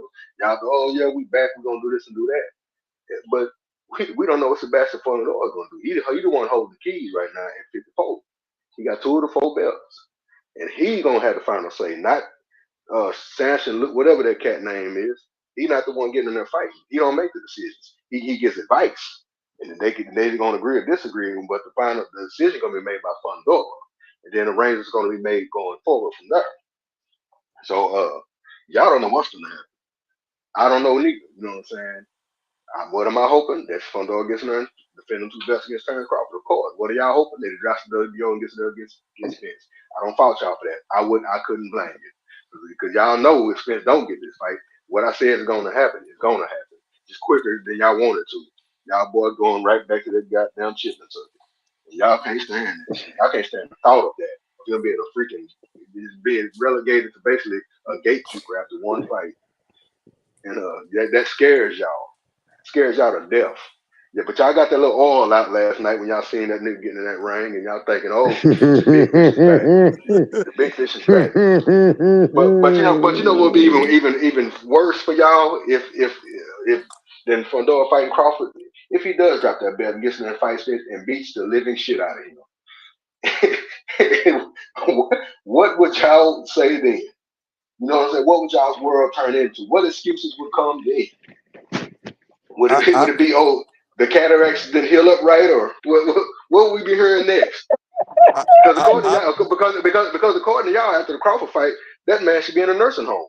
You know what I'm saying? With all the shit y'all said you got going on. So, Brain so damage, neurologist. yeah, broken Cataract. ribs and shit. Even all kind of mess, man. You know what I'm saying? Oh Come yeah, I on, forgot about man. the rib. Yeah, even though the man got up off the camp 3 times, I did not see one painful wince on neither occasion. Anybody that hurts some ribs, whether it's been playing any sport, football, whatever have you, ribs hurt even when you breathe. This nigga was in no sort of pain. He was in pain for getting his ass hit. That's it. And but Excuse me. If the rib was fucked up when Bud hit him with that body shot, he would have never got up off the goddamn mic. It'd have broke his ass right, back. So go, y'all right. missed us with that bullshit. He ain't had no broke ass rib. He broke his spirit. That's what the fuck he did. It would have affected his ability to throw shots and all that, man. We all know it. Anybody with it don't take a rocket science to figure that shit out. We all know the real deal on it. But that's beside the point right now. That ain't what this is about. You know what I'm saying? Like I said though, man, y'all are doing is making this whole conversation off of speculation, man. Y'all don't know what's gonna happen. We got to see what happens in the coming weeks, months, or whatever. Sebastian yeah, Fundora could go in a totally different direction than he wants y'all. Then he wants to. Then y'all whole parade is gonna come to an abrupt halt. Y'all gonna be scrambling and scraping. And I ain't gonna say my P Diddy voice, and no by no stretch of the imagination, but y'all gonna be scrambling and scraping for, you know what I'm saying, a fight for Errol Spence. Because if he can't get this, then what he gonna do? He gonna go fight Kim Tszyu? You know what I'm saying? Because the thing with Crawford, man, He's taking fights. Yeah, he want big money, but he also want legacy. He ain't gonna fight nobody without a belt on the line, without something on the line to build his legacy. He wants to go to the next challenge to achieve the next thing, to build on his resume, to build on his legacy. Right now, that's the Sebastian Fundora. He has two of the four belts. Before it was Jamel Charles, because he had all four belts. You know what I'm saying? Before the Canelo fight, he's gonna fight guys that are number one, not coming off a loss. Number two, that have something to add to his legacy. So that's what he's after, man. And yeah, Jerron Ennis, I'd love to see that fight, but that's he's already conquered that mountain at 147. Well, I appreciate you. Okay, go ahead. No, go ahead. Could go No, ahead. yeah. I'm not one. I'm just gonna say I'm not one of the people that's against it. That's why I just don't think it's gonna happen because you know the little known stardom of Ennis and the fact that it's basically taking a backward step in his journey up for legacy. But that's all I got for now. I'll let the next man get it. I appreciate you, Mosquito Spray. We got my dog, Mr. Brimley, the unbiased one. What's up with you, boss? How you doing tonight, man? Hey, listening to this wonderful propaganda has been a pleasure. Um, Shout out to Mosquito Spray, just giving the truth out there. You know, we back. We back. The big dog's back. We gonna break them down like we always do. Wait, hold up. Always do. Break them down. Okay. Um, Whatever happened is going to happen. The game is the game. The business of boxing is more valuable than the sport of boxing, obviously. The thing that bothers me, and I've been getting attacked, I've almost went viral on Twitter, because when Loma got an opportunity after his second loss, I wasn't cool with that. I wasn't cool with it. When Fundora got this opportunity, wasn't necessarily pleased, but he's a replacement. It's fine. I ain't gonna go crazy. But if Terence Crawford got his ass whooped from pillar to post by Errol Spence Jr., and Terence Crawford was able to hop in the ring and say, I want to fight the winner of a fight that Errol Spence should be in front of, every single Errol Spence fan, every single Errol sexual in the boxing world in general would be in uproar right now if this was Terence Crawford. And there would be multiple videos out there talking about Terence Crawford like some type of wild heathen dog. But since it's Errol Spence, it's okay. He's the company guy. He's family. It's only good when it benefits you. But it's no fun when the rabbit has the gun. This is hypocrisy at its best, at its finest, and at its saddest. Because in no way, shape, form, and fashion should someone get knocked out, lose damn near every single round, have an opportunity to fight someone before the person that whooped your ass does. It's okay if somebody gets another opportunity as a loss, because your career's not over after one loss. But people are comparing someone who loses a split decision or a close, contested, controversial loss to someone who gets whooped like they fucking stole something. And that's where the difference is. That's where the disrespect to the sport of boxing is at full display for all of us to see. But the problem is we're fan of man and not fan of the sport. And we won't call bullshit when we see it. We won't say, listen, we're about the sport and the competition of the sport. And it should weigh more than the business of boxing. Errol Spence is worth more, right? He's so much more valuable. But we've never seen Terence Crawford in the ring after millions of people seen him whoop Errol Spence ass. It went viral. Yesterday's price is not today's price. Yesterday's fame is not today's fame. But we want to pretend that Errol Spence is the biggest fish in this big dog. We want to celebrate the person who is not dedicated to the sport, who half-asses the sport, drinks and drives and puts himself in a position of peril. We want to celebrate this guy who is not dedicated to the craft of the Damn, did you sport. write this But we down, want to Martin Luther bash the King? person. Now No, let I him didn't write it talk. down, Let him but we talk. want to bash the person That nigga who preaching, never boy. cheats, who never cheats the craft of the sport, who never cheats boxing, who dedicates his life and gives every opportunity to put others on and enhance the sport of boxing. But we bash this guy. American boxing is in the fucking toilet, people. And we don't have enough of new ways. We have too many Twitter beefs and too many ducking. I gotta see Oscar De La Hoya talking about Virgil Ortiz versus Bud. Let's make the fight happen. Stop the cap. He ducked him twice already from the WBO.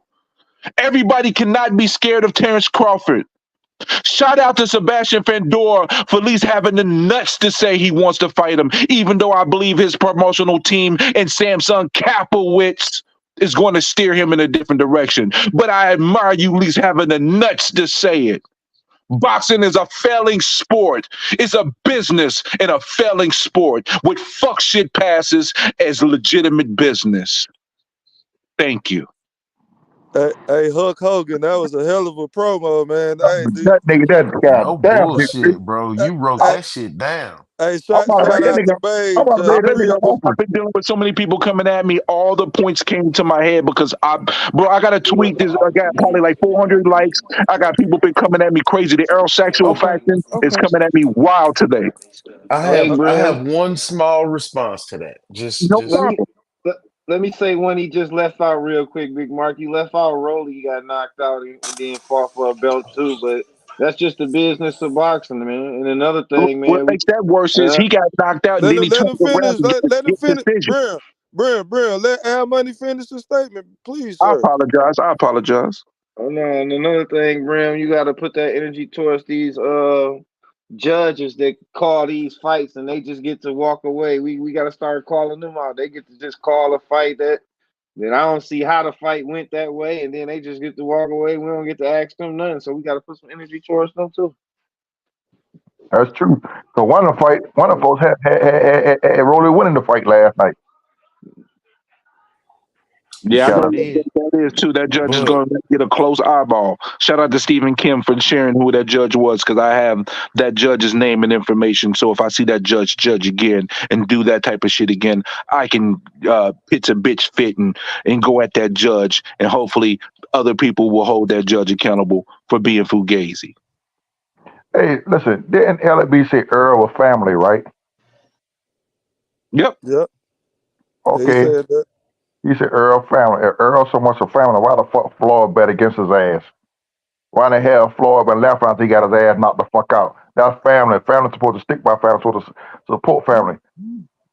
He ain't no Hey, family in the L. He in the PBC.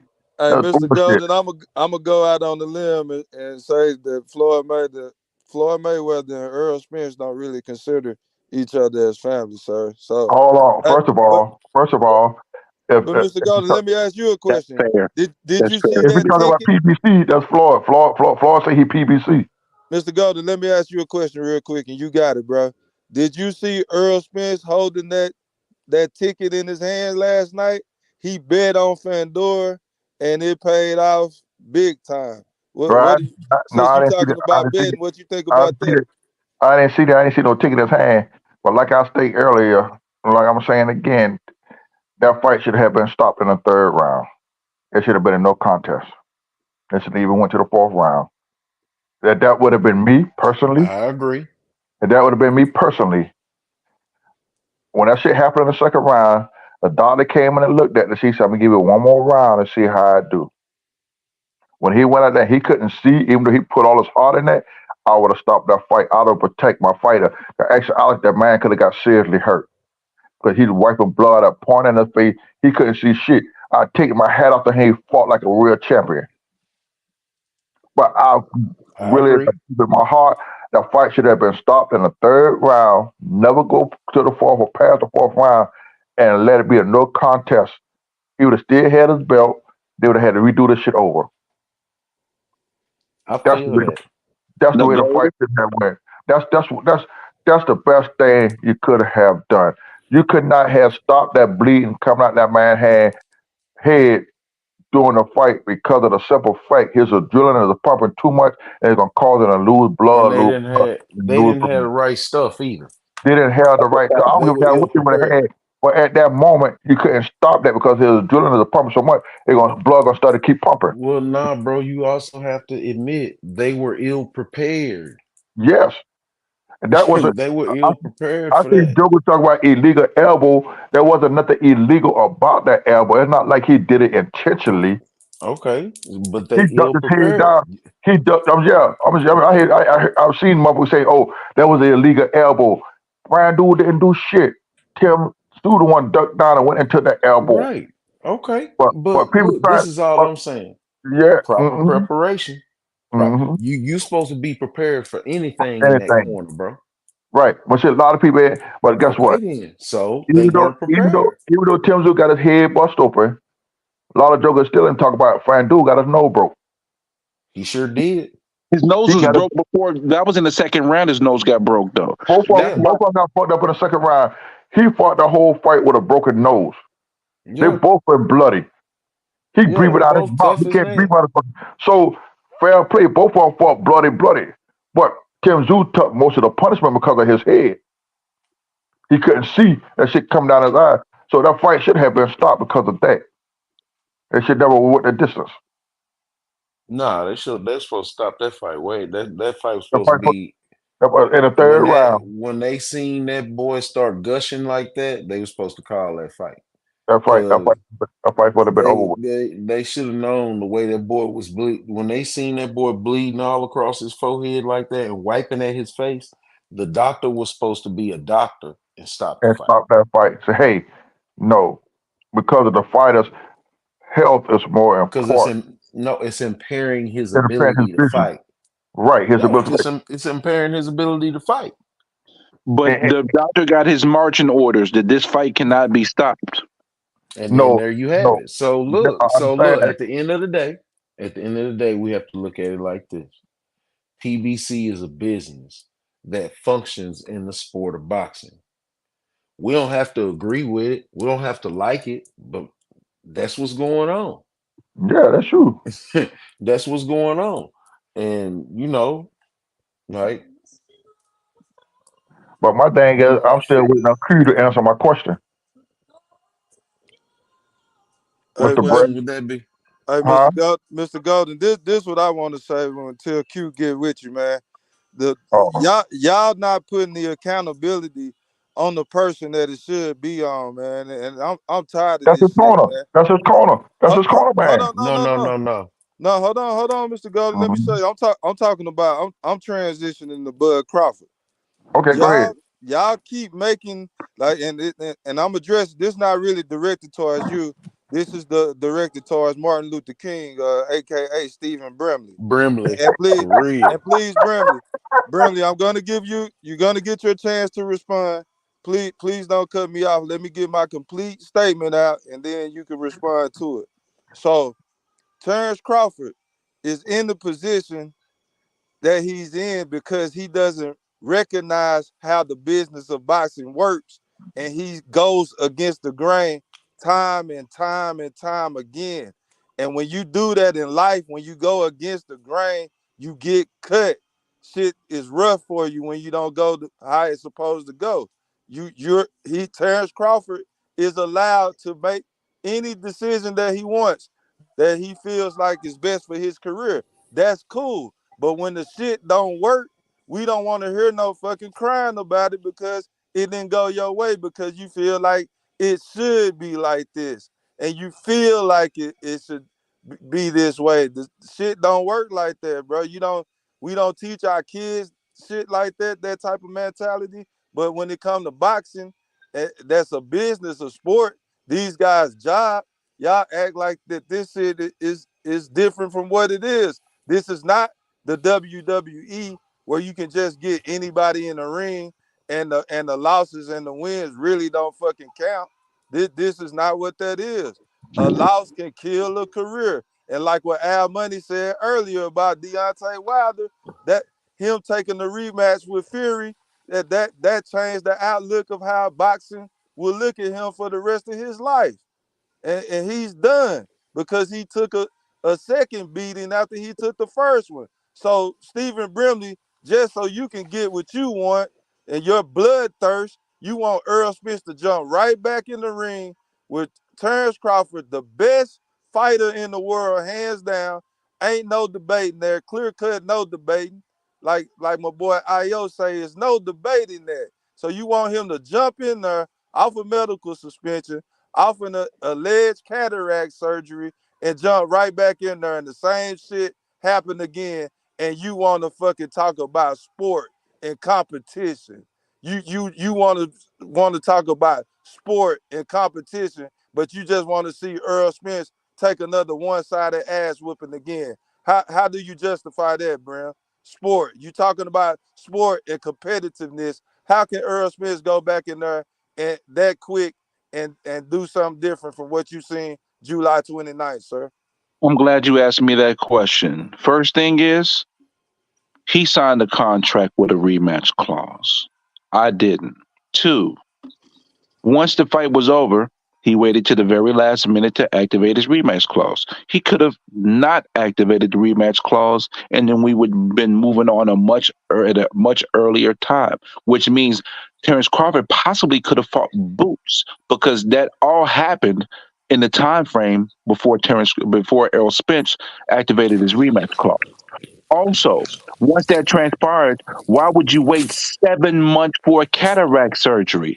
To me, I smell fish, and it ain't the big fish that I'm talking to. All right.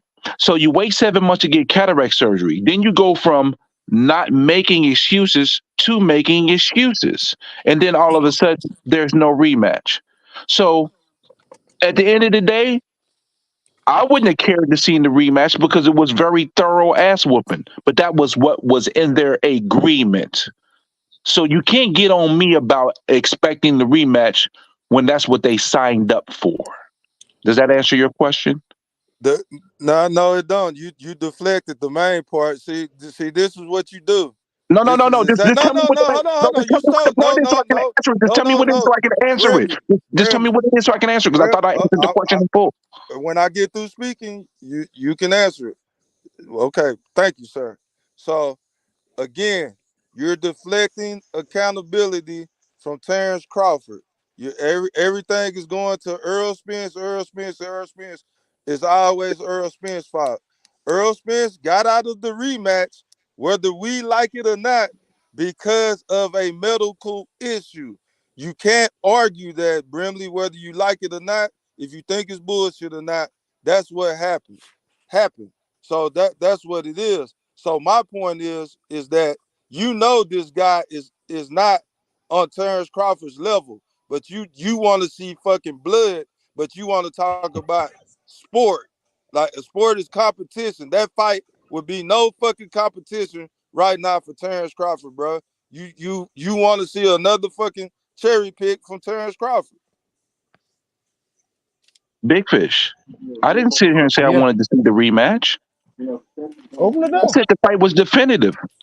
The fact is, he strung Terence Crawford along. You want to talk about accountability? How about wasting 8 to 9 months of Terence Crawford's time stringing him along for a rematch that you didn't have an intention to truly activate and truly Hey, see through? okay, your boy Terence Crawford wanted to fight again at 147. It was a debate whether it was going to be at 147 or 154. When Earl Spence came out and said the reason why he lost is because he had cataract. That's why I couldn't see them hooks and jabs. So Terence Crawford then in turn got mad and said, which I understand, I would have been upset too because he felt like he was being discredited. I get it. Well, I'm gonna make your ass fight at 154 then. So there goes the difficulty with dealing with Terence Crawford. So it's That's a just best lie. to just That's a just lie, Big move Fish. on. That's a lie. Go ahead. The whole cataract stuff was way after the negotiation point of the weight. So how you going to take something that happened afterwards and try to put it before it? Don't do that, Big Fish. No, I'm not. No, this happened. This okay. So give me the timeline. When did the cataract? When did the fight get called off? And when did the cataract come into play? Please. Please refresh my memory. The cataracts came into play early January. The fight was called off literally within 2 weeks after that. No, what the fight called off last month. The fight just called off in February, end of The, February, the March. cataract happened at the end, in the middle, end of January. It was only like a week or two after that And once that happened. the fight just got called off in March. So the fight was canceled due to the cataract. That's what you're telling me, Stephen Brimley, What? right? No, Stephen Espinosa said due to his eye and other health issues. That's what he So stated. so it's a medical issue. So what are we bitching for? Terence Crawford moved on after that. Errol Spence magically healed and now said, I want to fucking fight now. Well, so You what answered don't my you get question. about You that? answered it for yourself. He What met what it, he magically appeared healthy A and month then later, used his a month PBC later, privilege, to slide up and go get the fight before the person that destroyed him. That's my true issue with that alone. Is that you should not, if you lose a fight, you should not be able to move in front of the person that you lost to get a title fight. I so have no problem with Errol Spence continuing his career. I thought Lubin would be an excellent fight to bring him back into the game and then rebuild him back up. I'm not against that. I'm not that guy. But to do what is happening right now is taking advantage of a situation in a very disingenuous position, and it's I have trash. I And have a it's question. you can't call yourself the truth anymore because that's not the truth. That's not how the truth would move. I have a question. Not only is what happened to the number one contender of the WBC? Errol just gonna jump the line over the number one contender of the WBC, who's ranked number one behind Fundora, behind the champion. He just hey, fought. hey, Mr. Focus him. Golden, we don't do lines, Mr. Golden. You don't know that by now? Look, It hold on. the rules don't apply to guys who are big stars. Some guys supersede the game. This happens in the NBA, NFL, any sports. Some guys get special rules. Lawrence Taylor don't have to come to practice. He just show up for games. Allen Iverson don't have to come to practice. He just shows up for games. Errol Spence don't have to show up for fucking practice. He just show up for the fucking fight. No tune up or nothing. Get a check, get his ass whooped, heal up, then come back to get another fucking fight again. You don't fucking get it, bro? The But motherfucker when listen, you pull up to your but finish. job, hey, hold on, Mr. Golden. Go When you ahead. pull up to your job, it's gonna be a motherfucker there with a Corvette, and then it's gonna be a motherfucker there the Ford Escape. Life ain't fucking fair, Brimley. No, life I'm ain't not fair. expecting it But to be fair. we're not I'm not expecting to be. expecting. Hold on. I'll just ask you a fucking question. But at the end of the day, he can jump his ass up in there and get the shit beat out of his ass. Want to be Superman? Don't want to take no tune up. Then what's gonna be to say so then? Oh, he been off a whole year. He wasn't making it clear yet. He wasn't ready yet. He There'll should be have took more a tune up. excuses. Like they There'll say be the same more. thing with Bud fight. He should have took a tune up before he fought Bud. He coming off. He takes so long. Come on, I don't want to hear that shit. I don't want Hey, to There'll hear be that shit. more bro. excuses. Hey, It's bro. going to be more excuses, unfortunately. Hey, so Brimley, let me get back to you. I'm sorry, Mr. Golden. So this it got diverted because Brimley is good at deflecting. I I'm want not to go to deflecting. What about the deflecting? bit. Hold on. Let me finish. You get. Hey, Brim, you get uninterrupted reply time. Just let me finish, bro. This what I go back to accountability. Terence Crawford has sued Bob Arum, blaming him for not getting the job done. He re-signed with Top Rank when he shouldn't have re-signed with him. Then he did this BLK Prime deal. Blue sent that company to hell. Haven't heard from them again. Had a chance to sign a lucrative deal with Al Heyman, become the man, bump Errol Spence out the way. He chose to go independent because he listens to guys like Stephen Brimley on Twitter who gets giddy about him being his own boss. You heard Terence Crawford get in there and pillow talk, talking about, oh, these guys not really their own boss. Al runs everything. Al tell them what to do. They don't get this and that. So he was feeling himself. He want to just run around like he this big boss, running around after it's too late, running around like a groupie, taking pictures with Dr. Dre, Snoop Dogg, 50 Cent, Eminem, posting it on his Twitter. But if you deep dive into it, none of those guys post Terence Crawford because they're not really his friends. That's just that's that boxer guy that's trying to come around and take pictures to impress his fucking fan base. So blame Bud, blame the right person. Give me one thing, Brim. I bet you can't give me one thing that you hold Terence Crawford accountable for to why he beat Errol Spence Jr. viciously, a religious ass beating, beat him terribly, terribly. Been doing this whole press tour, Good Morning America, all of this and that, and he don't have a fight. He don't have nothing lined up, nothing. Explain that, Brimley, and don't blame the business of boxing because Terence Crawford knows way more about the business of boxing than you, and he still can't figure it out. Okay. First and foremost, that was funny as hell about the hate that you're showing about Terence Crawford doing what you expected him to do, but that was hilarious. I'll give you that. All right, so Terence Crawford is not blameless. I will not pretend that he is, but to sit here and say, "Oh, he should have signed. He signed with Top Rank. He should have signed." You guys got to stop being so disingenuous. When Terence Crawford was at 135 and what 140, last time I checked, he fought 3 PBC fighters.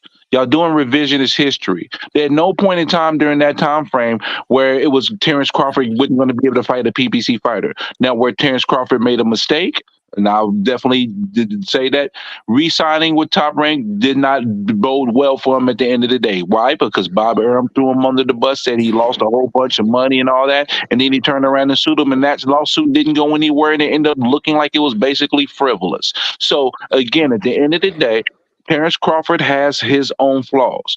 But for us to sit here and say and to ignore that Floyd Money Mayweather said before Terence Crawford took a Evanesian fight that the fight is not happening. Y'all don't want to take account of that because it doesn't fit the narrative that you want.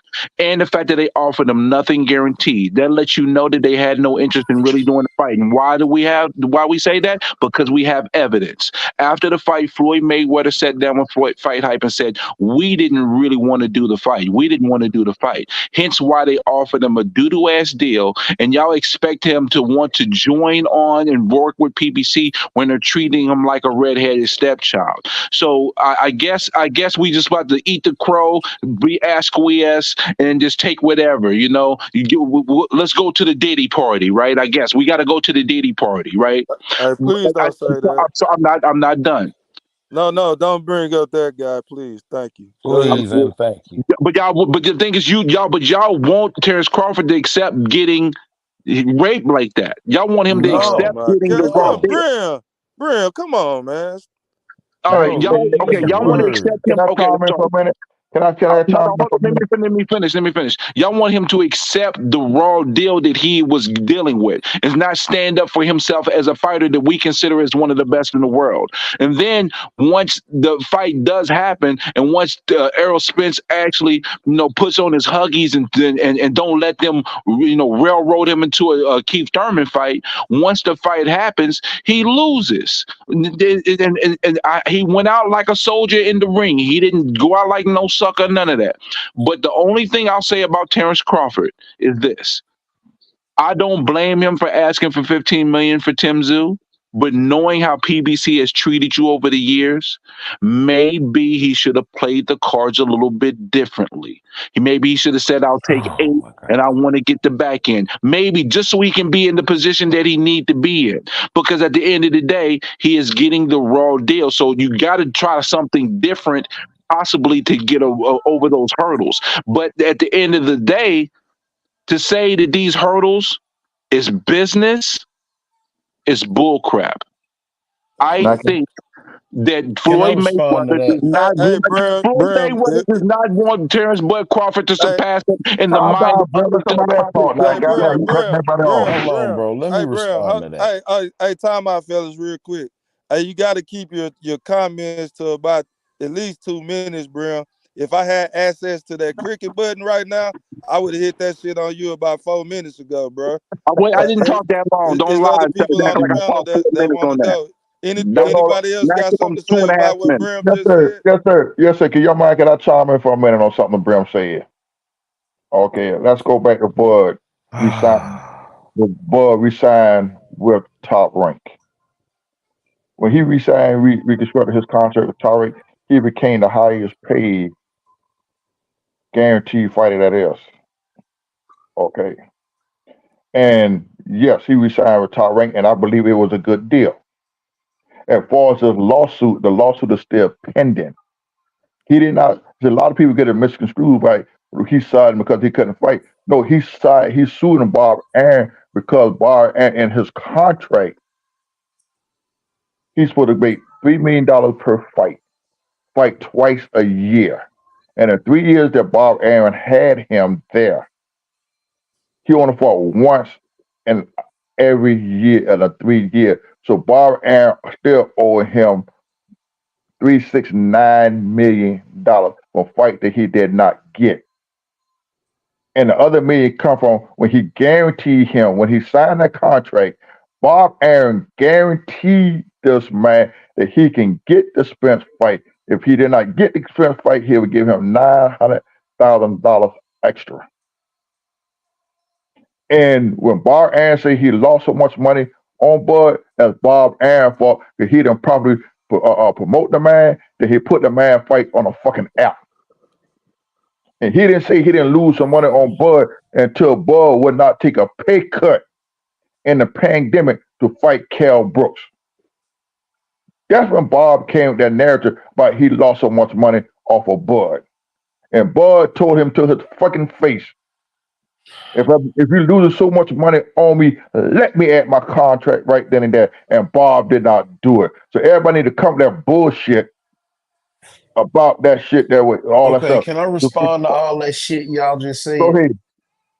Okay, now all that shit y'all just said, all just basically comes back to the point of what we've been saying all night long. One, you're in denial because at the end of the day, both of y'all keep saying it. Well, maybe if Bud did this or maybe if Bud did that. And when we talk about the business of Bud, y'all don't understand that the business of Bud, if you do bad business with Bob Arum and then you do bad business with Al Heyman, who you gonna do business with? What bad business did he do with Bob? Nothing. What bad business he did Okay, with Al then Hammond? what? Okay, He who is he didn't do no bad fighting? business with Al No, Hammond no, no, no, no, because no, he no, took a fight. no, He stood no, up for no. what See, he you wants. doing too much. You doing too much. No, he Who stood is up he for what he fighting? wants. If he Who is if he he fighting? listen, if the man didn't stand for what he wants, he But wouldn't you're have got not the fuck answering he my got. question. Who is he fighting? Is he Right fighting now, a he ain't top fighting rank guy? nobody. Is he fighting a PBC guy? Look, no people. Cause guess what? The people because they're scared of him. They're See, you scared of say him. they scared of No, him, they're but scared did of he? him. Bob, let's Oh, call okay. it. They Come on, let's scared call it a of him. fact.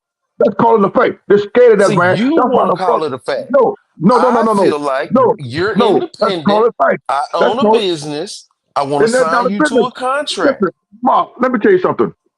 Hold Okay, on, you're let's not cut the listening. No, bullshit. no, no. Hold on, No, hold on, let me hold get Hey, on. the Let one me. at a bullshit. No, time, no, Bullshit. no. fellas. You're Hey, not hey, listening, hey, y'all got the flow. Y'all let each other bro. talk. Y'all You go one you Go at a ahead. cutting time. me off, fool. You Go cut ahead. me off, Go bro. ahead. Now Go ahead. you say it's not good. No, no, no. But dig this. I own a business. I'm the owner of a business. Mm-hmm. Me and you have already previously talked about doing business. You Mm-hmm. go off and get out and get to telling everybody about what me and you talked about.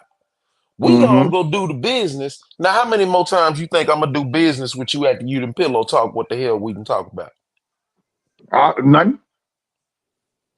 Now you see where Nothing. we at. Now you Nah. see where we at. Nah. Now let me Respond to that bring too. something to you. Let I'm me bring so something. glad you Let finally hold on. understand. I Let me know you're bring gonna be something in to you. denial. Hold on. No, no, no, no. Let me bring something to you. We in business. I got a business. Me and you talking. You Mhm. know your fucking worth. You know what your craft is. You know your shit down pat. You're not Okay. gonna sit up here. You're not gonna sit up here and let me lowball you like a motherfucker and offer you any kind of shit. If you Okay. know you Go are worth so somewhere much money, else. no, answer my question. No, no, right. And that's what the fuck he Okay. did. He went to, for Okay. that Go for that somewhere else. David Ebenezer fight. He got $10 million for that fight, and that fight Hold opened on. doors for him to Now, get more money. look, hear me out. Hear me out. Now that you understand, see you are in denial. You do understand what to do. I'm not in denial. Just go I'm just showing somewhere you how it works. else. I'll show you how it works on both ends because And he at the didn't end get of the day, 10. and And he listen, didn't get 10. you did get 10. He did So at not. the It end was of the day, confirmed yesterday that he only got 5. that's a lie. Stop, Big Mark. Stop that bullshit, Big What? Mark. Stop. Stop, Big Mark. What? Mark, Mark, stop. WCS Just stop. said it yesterday. I didn't That was say shit was it. pulling your ass, man. That shit was Oh, bullshit. okay. Everybody, you can look it up and tell you how much that Okay. man got. And at the end of the Okay, day, he Big got Mark, 10. Big Mark, at the end of the day, that's why they froze this man and blackballed this fucking man.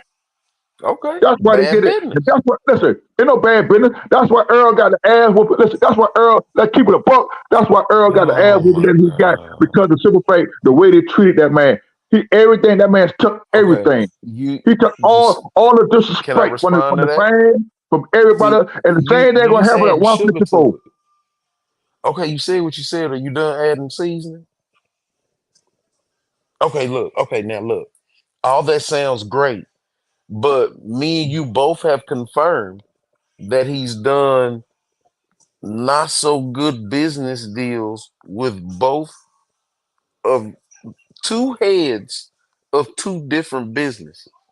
And I never he's did not a confirm it. No, I hold did on, not. let me okay, so you didn't just say he sued Bob Arum? I say he's sued Bob Aaron. The reason why he's suing That's Bob a Aaron. yes or no Hold question. on. Oh, yes. And I Why are said the you reason why he's that's suing. not what I No, no, oh no, my no, God. no, See what no, I'm no, talking no, about? no, no, no, no. Let me explain it to you again. The reason why I say he's Oh, suing either Bob he Aaron. sued him or he didn't, bro. He's Either he's suing Bob suing Aaron. him or he's He's not. suing. Hold on. Why is he suing Bob Aaron? Why is he suing Bob Aaron? Okay. Tell I me just why he's asked suing the Bob Aaron. question. Either he is. Well, this isn't your No, time to ask questions. You already no, no, did no, that. no, I'm Big Bob. asking you a question. Hey, Okay, and Goldilocks. I'm answering your question, and I'm telling That you question is once a yes or no. again.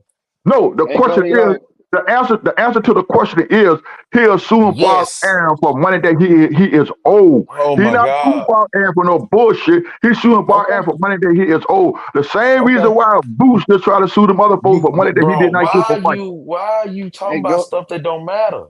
It does Hey, matter. go. It Hey, does Okay, matter. look. Goldilocks. It does This is matter. what I'm Goldilocks. saying. This is what I'm Goldilocks. saying, Golden. Huh? Goldilocks. Check this out. Check this out. Big Hold on, Mark. Big wait, Mark. bro. Hold on. Wait. I No, know no, what I'm no. Hey, saying. hey, who is that? This Al. I was just gonna ask him. I Hold was Oh, just on, my gonna I ask. bad, got it. Al. My bad, Al. I I ain't got it recognize now. your voice, Al. My I didn't bad. recognize the boss either. I got I got it out. It's cool. It's cool. My I just point want in to being is piggyback just off what you were hold saying. That's my on. bad. Let me I was get just this saying my out, bad, bro. bro. I was saying It's my good. bad, bro. It's Yeah, my good. bad. You just said he sued Al. What? No matter how you, I mean, he sued Bob. No matter how you said it, and I said he pillow talked against Al. No matter how you want to look at it, those are two shady situations of doing business with two major owners of the four major companies. That Now let me is make you a shaky. question. No, you're not. Go Hey, That's ahead. shaky. Let me finish. hold That on, is fellas. Hey, shaky hold on, fellas. business. Time out, Big Mark. Hey, whoever this is, Justin, you got to show yourself on camera before I add you on, man. If not, I'm gonna kick you out. Go ahead, y'all. Bro, no matter how we look at it, with it's only four major companies in boxing. With All two of right, them, I you're see you, doing Justin. bad business. That's 50% bad business, Hold bro. on, can I please intercede for 1 second? Because you gotta stop saying bad business. The bad business is all the promotional companies. Who's talking to you? Hey, hold on, Brim, hold on. Damn, cuz. Al Money ahead of the line. Let them finish. Hey, y'all got 1 more minute, fellas. No, let me be Okay, like Errol Hey, Spence. that's cool. hold on, No matter how, hold on, no Hold hold on, matter on. bro. how Big Hold we on, Mark, bro. make wanna. your statement, then reply, Gold, and then we going out to Justin Okay. Curry after that. That's a bet. All All I'm right. saying is, at the end of the day, no matter how y'all wanna look at it, that's considered bad business when the business that we do hit the streets. The streets shouldn't know about our business except for what I paid you. When you start talking about extra stuff, you doing too much. That creates bad business. But y'all don't want to talk about that. Y'all want to say people scared. Y'all are taking accountability away from the man who's supposed to be held accountable, seeing that he's an independent person. He's not signed to nobody, so he's in charge. He's at fault. And I'm done. Hey, Nine. we go. Hey, go ahead, Mr. Golden. Do a quick Nine. reply, then we go out I'm to you. gonna do a quick reply. For All right. one, Big Mark, me and you sign a contract. I guarantee you X amount of dollars. Okay. sign, seal, and deliver. If I do not hold up my end of the bargain of paying you your money, what are you going to do? Are you going to take me to court, or are you going to let me keep your millions? I'm gonna sue you. That's the That same doesn't thing, mean Terrence. that's good Hold on, business. hold on, hold on, hold on, hold on. It's not bad business on your part. It's bad business on my part because I did not pay you. I did not uphold my end of the deal. You uphold your end of the deal. So you have a right to sue me for your money. That's the exact same thing Terence Crawford did. So that is not bad business. I appreciate you, Mr. Gardner. We go our money get what was you about to say, our money, before we go out to the next guest? I was just gonna piggyback off what Big Mark was saying. I was gonna ask Golden, like, okay, the business done hit the stalemate at the end of the road. You done took your business elsewhere, like he said. So now, where you, Bud Crawford? Where are you taking your business now? What are you gonna do? I see you, Joseph. Okay, when he took that fight with BLK Prime, No, no, no, no, you no, no, no, no, no, no, no, Golden. I'm asking you. We already done hit the bump in the road. right, right, okay. What are we He gonna? got, he got, he got. You already done took your business elsewhere. Mhm. So we don't, let's not go back. We let's move forward. You Bud right now. What are you gonna do moving forward right now? Right now, I think he got other options. He can go to other. He can go overseas. I've been saying that for the longest. He can go overseas and make his money. They, Go they would take overseas. him. It's really They would take him. overseas. He can go to England. He can go anywhere else. I guarantee you, somebody will put him up. They will put the money up to see him fight.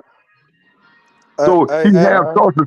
He have our choices. money, He might our not have. money is golden. Our money is Yeah. golden. I'm sorry to cut y'all off. Oh yeah, We yeah, that's go cool. get y'all back in the ring. We got some new guests coming in. We go get them going. Yeah, I need to step out of the room and have to put myself on mute. I'll be back. Okay, that's a bit. Appreciate you, golden. All right, next up we got my man Justin Cherry. Man, what's going on, man? Hey, What you what's think going about on, the topic panel? tonight? Oh man, there's so much to talk about tonight. I just love hearing your guys' talk on this stuff, and I just want to bring up a couple points here. Um, it's really obvious that somebody took the time to read that lawsuit with Top Rank, and somebody didn't read the lawsuit with Top Rank. So when you're going to talk about Terence Crawford, who he's suing, that's bad that he's doing that, et cetera, et cetera. You don't even like. It's obvious you didn't even read the lawsuit, so he doesn't even know what he's talking about there, right? And he laid it out very eloquently as to the points as to why he's getting sued because he didn't hold up his bargain with getting multiple fights per year, and he's trying to shortchange him on stuff. So that's all justified, at least in my eyes, because I read the lawsuit as well. Number two, you'll want to talk about the business and say Terence Crawford is basically doing bad business, right? I just want to break this down as simple as I can. I The said that. purpose of a business is to make money and turn a profit. Terence Crawford is his own business. And if you break it down to that simple, just like that, which is universal, right, from any industry. And I know there's two sides of it. There's the PBC side and there's the Crawford side. So I acknowledge that. But you look how much this dude's been making as the top welterweight fighter, given everybody he fights their career high payday, the money he's made since 2017, 2018, you can't say that he's doing bad business, especially when you are comparing that to like an Errol Spence or any of the other PBC fighters who are not making nearly as much as Bud Crawford. So from that perspective, he's doing really good for business. You can't argue that because he is his own business. He's a free agent. He's his own business. Where does he go from here? The dude's the top boxer in the world. He's got options. Whether you think he has options or not, he has options as to where he wants to go from here. Now, PBC already have a history of stonewalling him for the past 5+ years. Do I think that they're going to put up the money to give him another fight? Maybe. I don't know. Right. But at the end of the day, He's walking his own path. He's been walking his own path, and maybe you called it against the grain, but if he's walking against the grain, making that kind of money, and all these other guys under the PBC umbrella are taking low guarantees and probably making nothing off the back end because they don't hit the pay per view sales that they need to, then I call that good business. It's just what Io said it very eloquently yesterday when he quoted the Bible. He said the person who is the lowest ends up being the person on top, and that's where he's been his whole career. So whether you think he does bad business or not, he is his own business, and the numbers don't lie. And I know what you're going to say. You can come back and say, "Well, where are the numbers at? Where are the numbers at?" Just like you did the other night. But then I'm looking at the same numbers that you're looking at.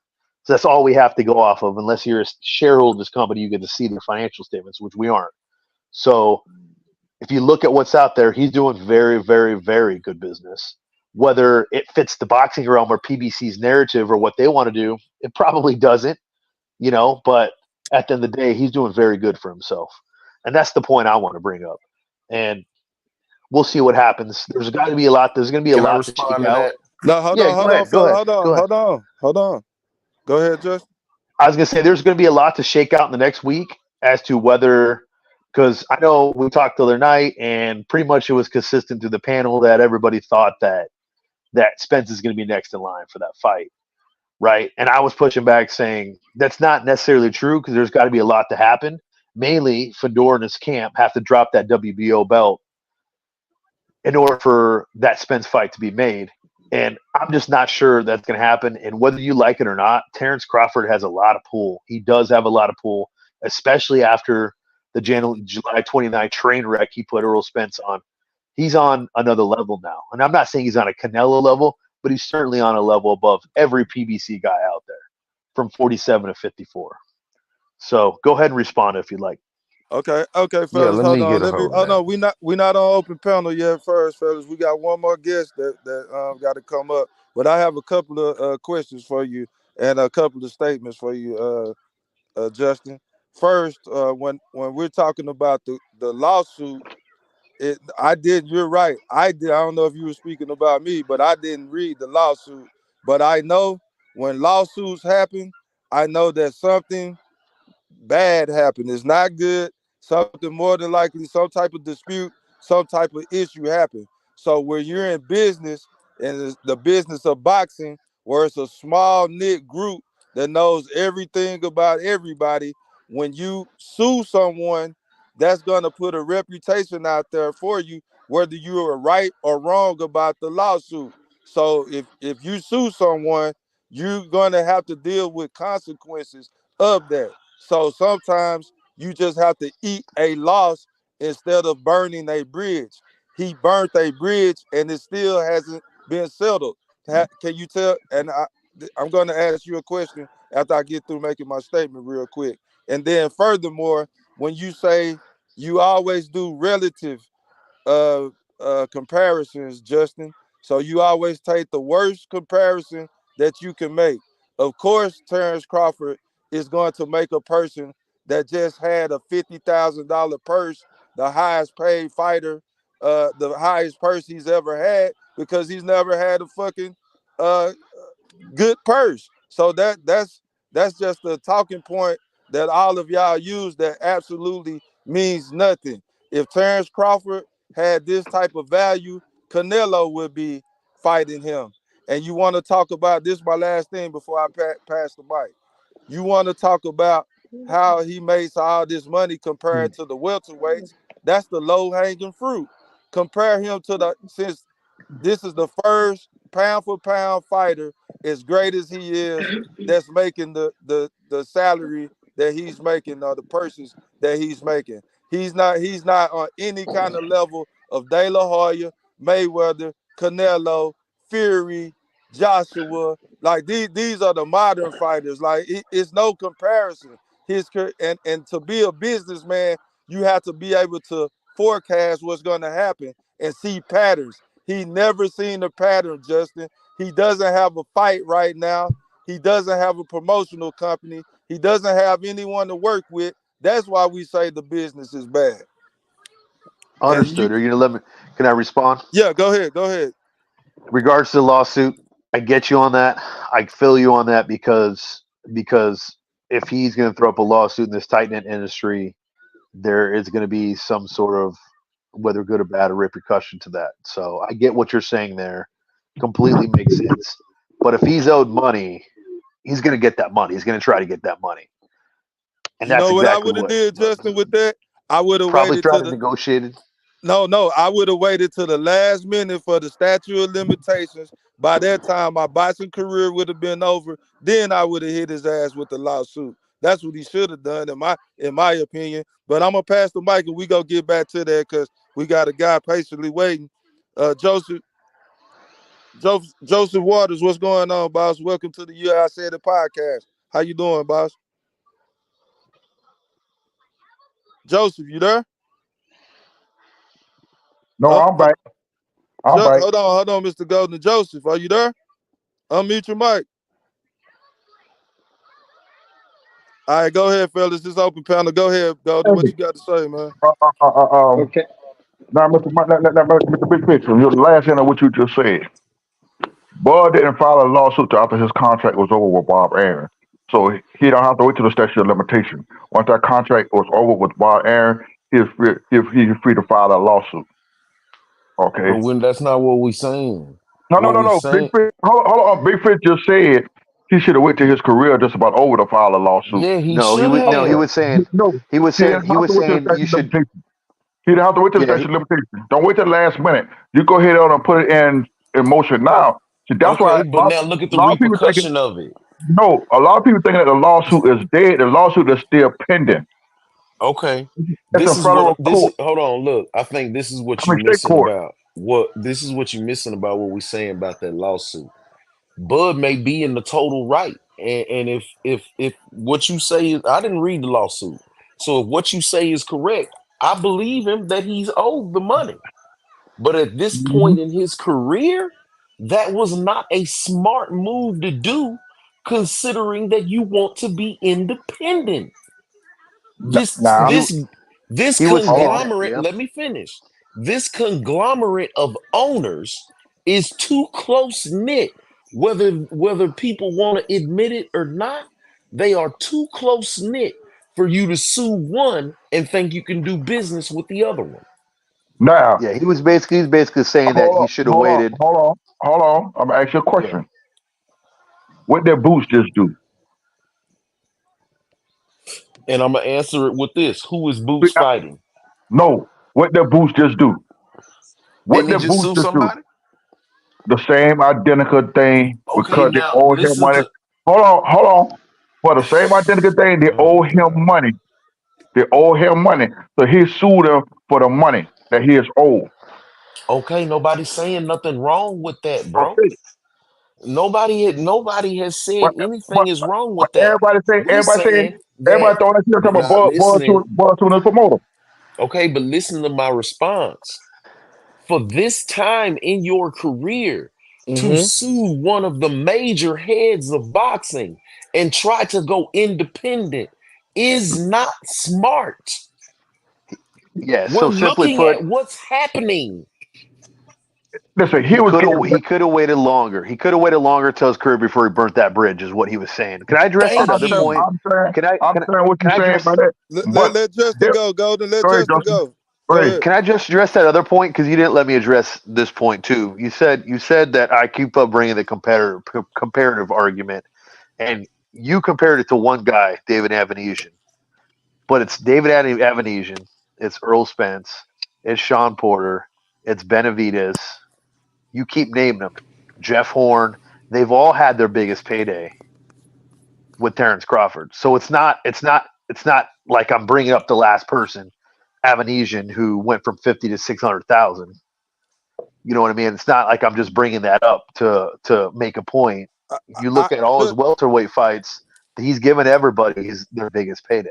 Justin, you know Can I what? rebut that? I give you that one, but y'all exaggerate that talking point. That's an exact like you're make it turns into a tall tale like a Paul Bunyan type of tale the way y'all pitch that. Like Terence Crawford is this guy that just gets everybody their big payday. But he did though. So hold on. So the irony of that is he can't. the way that people love money, bro, you can't convince me that everybody is running away from him because it's just simply because they're scared. It's not just because they're scared, it's because he's has a proven track record of not being a sellable guy. Bob Arum, the reason why he made all of that money that y'all talking about is because Bob Arum confessed that he overpaid the guy and he lost money on it. Not fish. Let's stop. Let's do this in here.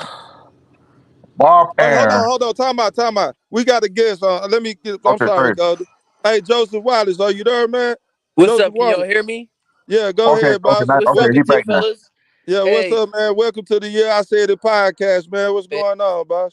it's been a century trying to get here, bro. It's been a century, man. I see you've been holding it down for a long time. Hey, And that's my brother, bro. I cannot take credit for what I did not do. That's E Thriller, the Black Picasso, aka Go Thriller. He allowed us to have a party tonight. And we are celebrating that Errol Spence is about to become a two-division world champion and automatic Hall of Famer. So I'm General Big Fish, boss. It's nice to meet you, man. This Go is ahead and You, go ahead and cook, man, man. he the goat, man. We need to find him a goat trophy and everything for everything he's accomplished in this boxing realm. So first and foremost, like I'm not going to state who fan I am of or whatever the case. But I do like to speak to the Spence. I have a certain amount of questions that to ask that I want responses to. So basically, the first question is at this 154 division, who holds the most belts at this 154 division? Hey, so this what I'm gonna do, man. You want to talk to an Earl Spence fan, right? I'm gonna okay. direct. I'm gonna let you and Big Mark go one on one, man. So Big Big Mark, Mark, what's up, any baby? any What's up, question man? he got, go ahead and give it to him, Big Mark. Who Man, holds the most I'm trying belts to at figure that out. Who 154? holds the That's belts at Fundora. 154? he Fundora. not talking to you. He's not an aerosexual. Yeah. I'm just trying to figure it out. Like we like my whole thing behind this is making logic out of this whole boxing situation. Okay, go ahead. Who holds the belts? I believe at 154 is Fundora holds the most. So we going to just take away the belts from Jamel. Jamel don't have but one belt. He So he only has ain't got that. He's champion in recess. So he okay. really don't have his belt. So Hey, he Mr. Yeah. has Golden, what? you not no damn Earl sexual, man. Come on, this is Oh, I Yeah, my forgot. back up, Okay, first brother. time. okay, This is okay. let him have the floor, man. He So No, I, no, called out an Earl sexual. Let him have his moment, Mr. Yeah, let Golden. me have my no. moment, bro. so Anybody hey, can answer this. Hey, let me be clear. Let me make this disclaimer. Anybody can have this conversation as long as they No, no, know. no, no. I'm taking this one, brother. Come, go ahead, Big come, Mark. come. Yeah, Okay. this me. I'm gonna mute my phone back. I appreciate it, but Yeah, listen, I just want to know who has the belts because I thought Jamel it's had the other Fundora. two. Nah, no, look, right now, Uh huh. Charlo got legal shit he dealing with. He out the way. Okay. Fundora is the active champion that we just called out. He has two of the four belts. Two of the four. Yeah. So where the other two at? I believe It, Charlo has them. Okay. Charlo has the ring belt. The IBF is vacated, and Israel has the WABL. WBA. Mm. So So Thank when you. it Charlo makes don't have no belt. Earl Charlo to don't have fight no belt. And Fundora has two. So there you have it. Yep. so when it makes sense for Earl to fight Jamel for the other belt? I mean, Nope. this is why I say that. Earl ain't under IBF is vacant. Earl ain't under Derek James anymore, baby. So Earl ain't under Derek James anymore. yeah, I mean, bro, you didn't hear Errol say if Mel was his friend, he'd fight him. Hey. So at the end of the day, that spot belongs to Charlo. Why is Errol stepping in the ring and saying, "Hey, Fundora, I'll fight you Because next"? Charlo is in jail. Hey, I like that Black Picasso Earl Spence impersonation, man. I see you been watching the show, man. Shout out to Go Thriller I've and things I've like been telling that. bro, like And things been like telling you because that. I've been doing it before him. I promise you, I've been telling you. I've been out to Houston. I was out Houston. My boy was doing DoorDash and delivered to Jamel and Jamal's mom on some stuff where they was arguing with before everything went down, before the wife was doing X, Y, Z. But that's another conversation. But Right. understand this: when it comes to those belts, like, come on, why you jumping in there? Because mind you, if Tszyu ain't get busted open, he would have been hollering at Tszyu about X, Y, It'd have Z. been the same thing. Exactly, exactly. Those 5 days, And we still be here having this same show. and I would have been saying the same stuff. It don't So, change my conversation. You feel me? right. I So mean, it doesn't matter the person. We're here because the biggest is the biggest, brother. And I don't know if I don't know. You didn't say who you are a fan of, right, so I left I that don't out know there. who you are a fan of. All I can say is the biggest in 147 and now in 154. Who We're and who about to that? go up here. Who who would be the biggest?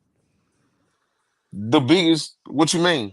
Like when you said the biggest is the biggest, like who would be the biggest? It would be Crawford, right? I'm gonna answer that for you. It would be Crawford. It wouldn't be no Spence. Spence, take the back seat, baby. No. No, no, no, no, no, no, no, no, no, no, no. See, Bud didn't do, and I'm a. This is clearly speculation on my part.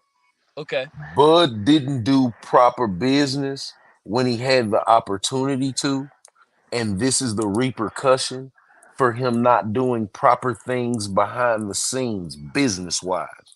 Because when you look at Bud Crawford, So what I'm taking from hold on, that let me is finish. Bud Let me didn't finish. holler Let me at finish. a I can't PBC. finish. I I can't thought. finish. I mean, I'm just trying to get clarity of what you just said because Bud didn't holler or sign his life away to PBC to be a PBC fighter to where it's not big business. That's not what I said. I I'm didn't just say he trying. wasn't doing big business. I said he didn't do good business. And in turns, I don't know what the behind the scenes are. I don't know how you got to deal with Al. And I'm pretty sure you don't either. I don't know how to deal with Bob. I'm pretty sure you don't either. Or Oscar or Eddie. Those are the only four promoters. And all we know, in Mhm. actual factual, is that the man has pillow talked on one and soothed the other one. Where are Yeah, you going to do good business from here forth? I don't think that was his question though. I'm, I don't think he was talking about who's doing good business. And but that he asked me about the business, so now No, that's he my said he response to the basically said is business. who's the man at 154? Who is it? Or 154? Who's the man in the Right now, the business? man at 154 is Fundora. He's the one with the most belts. okay, Fundora, right? Fundora. Well, who would be second? Who's his mandatory? Yeah, I think Fundora was the Kelly. Kelly. John Kelly, or yeah, Eh, yeah, whatever the Kelly kid is. That's who Bud gonna end up fighting for the vacant WBO here in a minute. the WBO. The WBO belongs to Fundora, which means Yeah, Bud is and fight he's should be And fight. he's saying he's going to drop it. That's what you think he's going to that's drop it, what the right? common, and this is clearly speculation on my part, but considering that Fondor is signed to the PBC, he is probably going to drop the WBO and fight So Spence. so basically, it's a PBC party that don't Yeah, send invites out to the ones who stand on their own. And when you no, don't it's stand on not your own, necessarily stand on your own. I mean, we do have to remember. I'm not saying that Terence Crawford isn't good at business, but you I'm did. saying this. Hear me out.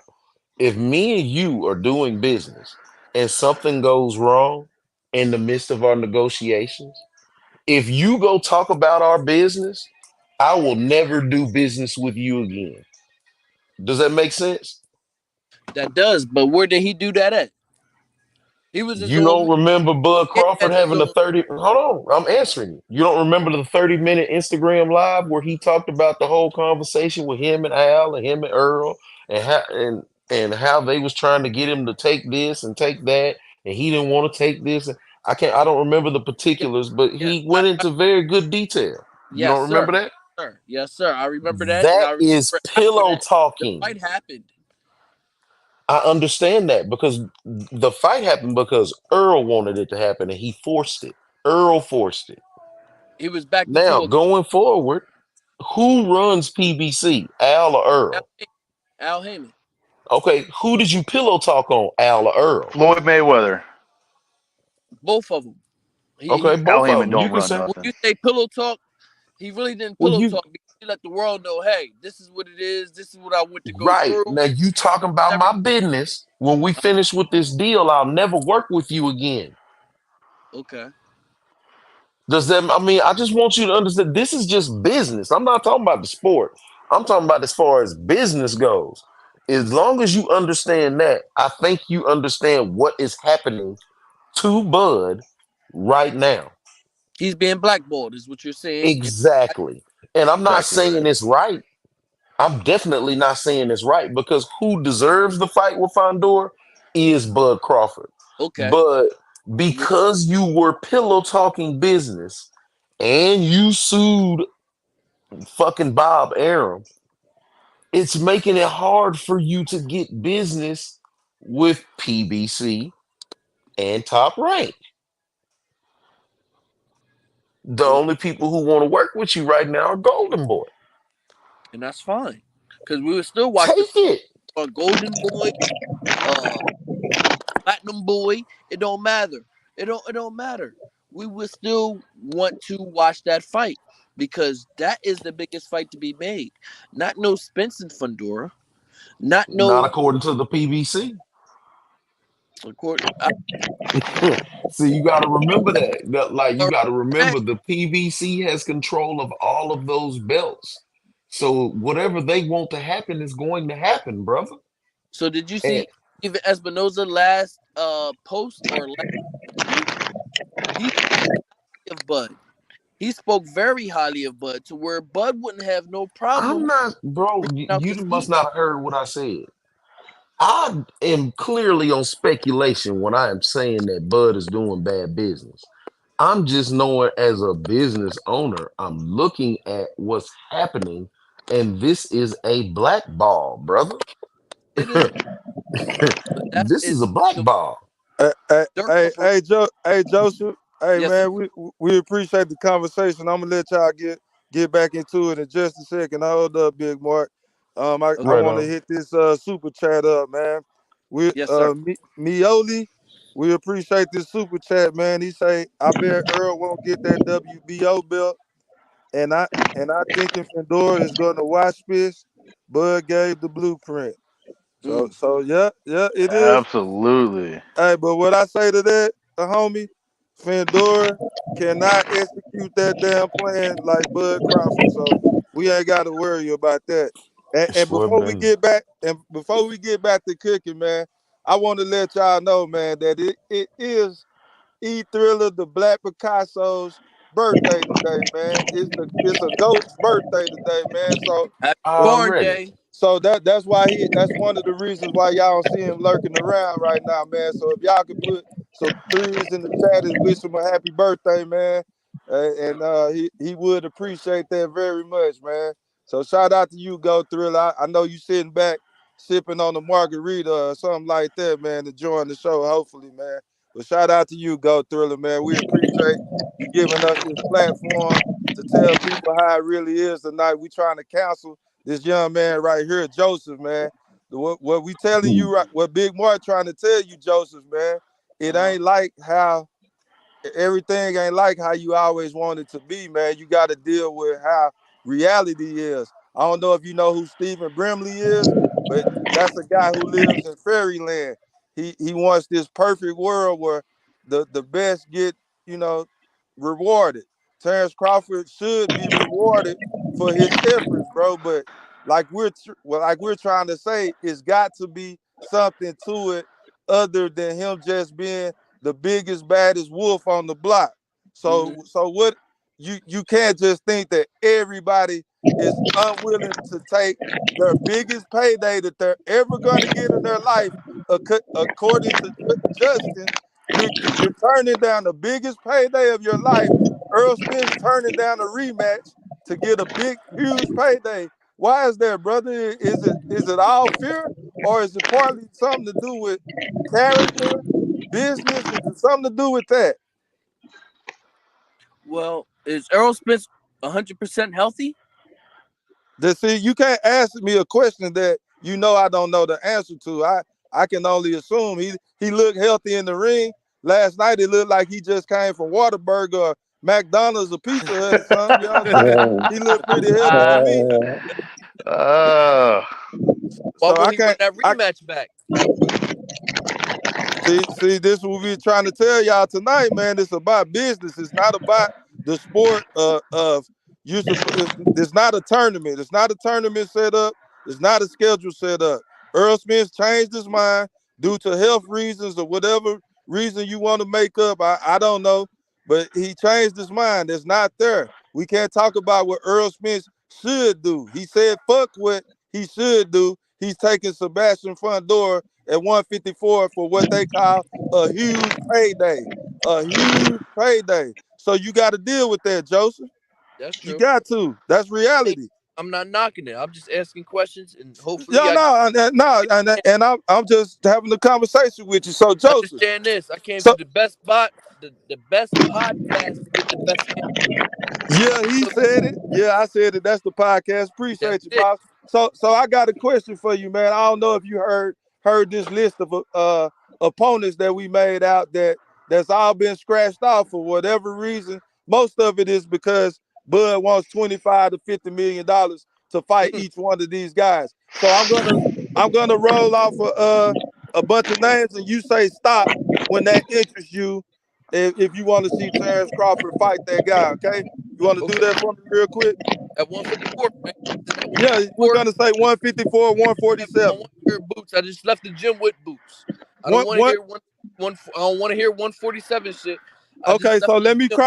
okay, I'm about to scratch out half the names on the list. Then see how this works. Okay, hold on. See y'all kill yourself with all these special requirements, like y'all just got it like that. Okay, let's see. Earl Spence, we gonna scratch him out the list. What Jermell Charlo? What'd you think about that? Fight for him. Huh? But Jamel, that would be a good fight for him. But since the way he performed with Canelo, ah, but he Who Who don't got got want that all that. that background noise? scruffling? Who got the background noise? That's not me. I'll tell you that one. Go ahead, boss. What'd you say about the fight with Jamel? Jamel would be a good fight, but Bud said he don't want that due to the way he performed lastly with Canelo.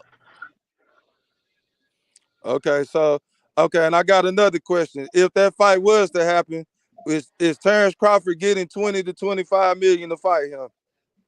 Hmm. If Okay. so, how? Okay. Well, I have to hit that with another question. Hey, What did? sir, hold on, Joseph. Oh, We yes, we sir. we we don't. It's one rule that we like to follow here on the Yeah I Said It podcast.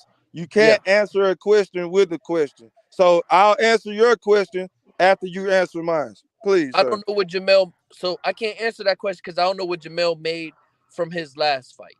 Okay, but just more or less would he make just a more or less answer? Will he make more or less than 20 million fighting Jamar Charlo? I know I'm not trying to hold you to this just Okay. quickly and we can move on. I would say no.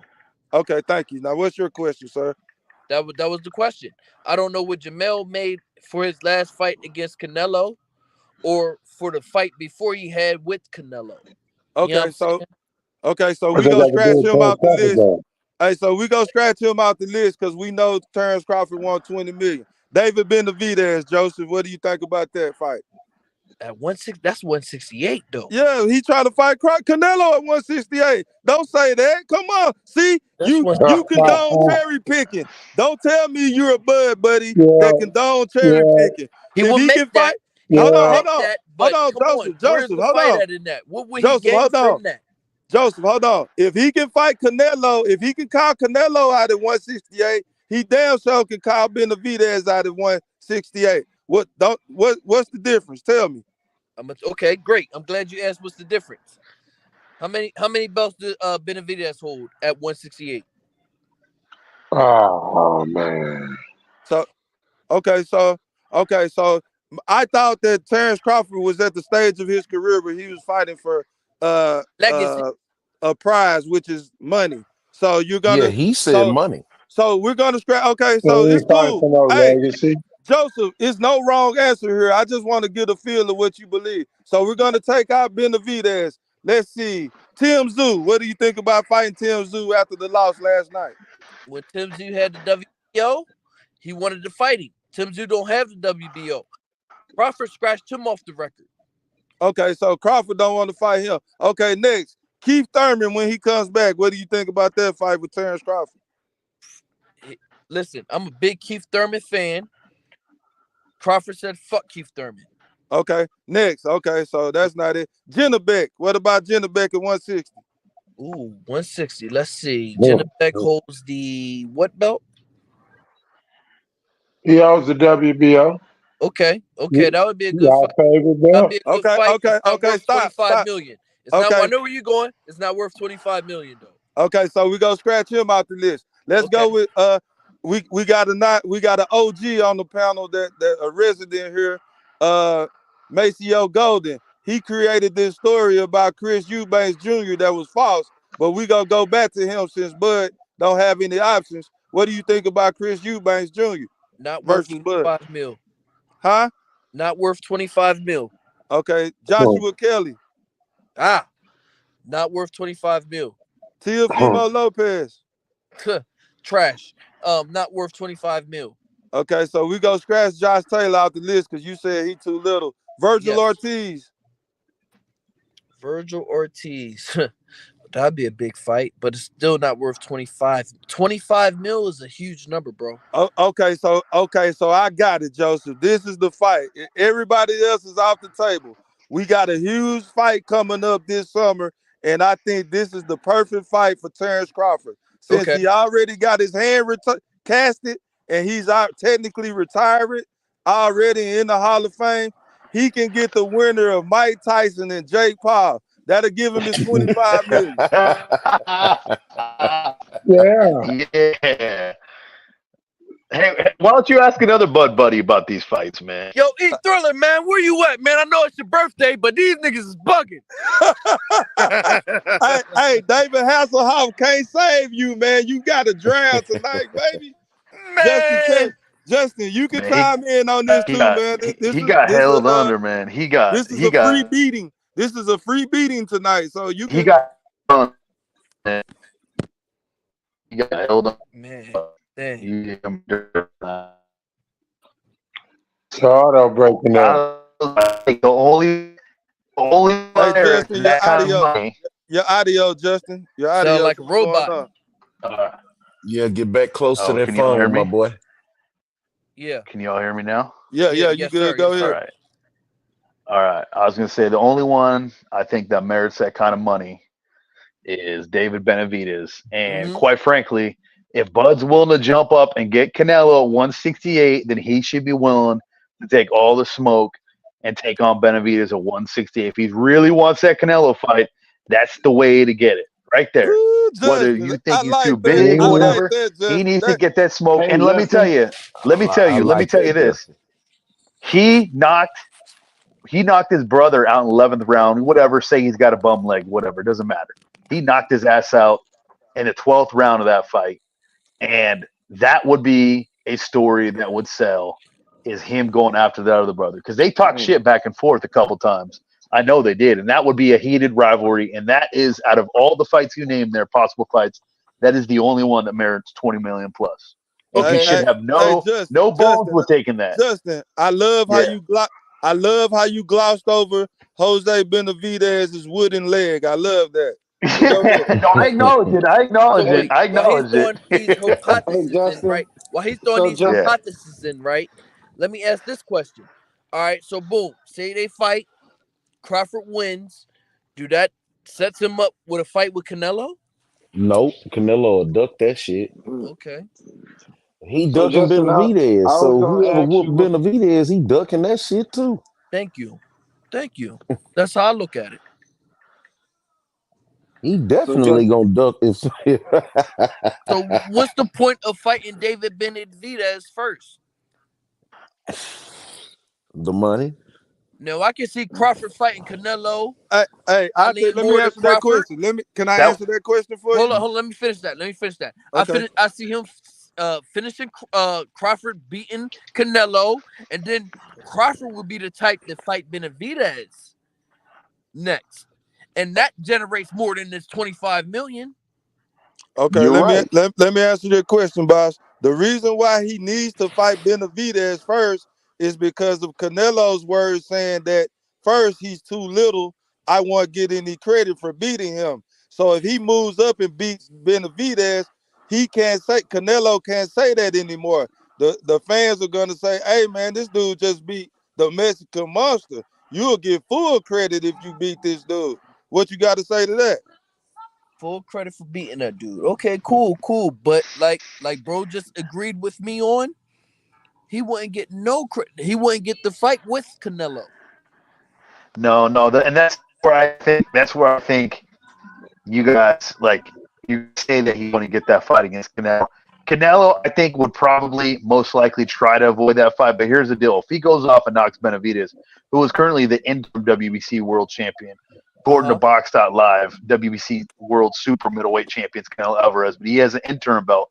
If he knocks Yes. him off of that interim belt, he's going to get a mandatory against Canelo. He's going Can't to say that. from the WBC. Can't say that. Canelo is still the face of boxing. Forget his 2 losses and What all the? that. Well, then let him duck. Then let him duck. But what that does is that builds He's Crawford's not. status as a much more elite It's fighter a because he went to boxing. 168 and took that dude out and took his interim belt. But But I that's not think that if putting he money in knocked his pocket. Benavidez off, you don't think that put money in his pocket? That's the only No, 20 million plus fight that's out there for him right now. And if he's going to call Canelo, he should be willing to take off a guy at 168 like Benavidez. Straight up, that's not making money in his pocket. it will make 20 million plus in his pocket. Benavidez is talking about moving up to fight the winner between Bivol and Benavidez. He can talk whatever he wants, and that's because Canelo was asking for 150, 200 million to fight Benavidez from the Saudis, and the Saudis came out and go, no, we're more interested in seeing Benavidez jump up another weight class, which he could. And Benavidez, I mean, quite frankly, he can come in close to 200 pounds. So y'all That's not the crazy creating thing about it. your excellency? Your Excellency, yep. And so they threw that out there. But if Bud jumped up and fought him, which he should absolutely try to make that fight, that would be a defining moment. That would be a big hit for him, no doubt. Does anybody else agree with that? I mean, I see what you That'll say. be very ballsy So, on his part. That would be Okay. ballsy, and and he who talks the can talk. Bud So fight walk the right walk, now, Crawford. though? So who can Bud fight immediately right now? Who do I think he can fight right now? I don't know. Maybe Because Adonis Lara. Josh Kelly is the one that's going to be up when that WBO becomes vacant or whatever. Bud Crawford be fighting Josh Kelly. Yeah, I don't like that. I think he either needs to get fun. He can get fun fight out. You cut And out, he can jump Justin. up to the next weight class. Justin. I'm sorry, Justin. You cutting out real bad, boss. We can't hear what you're Yes. saying. Sorry about that. Are you good?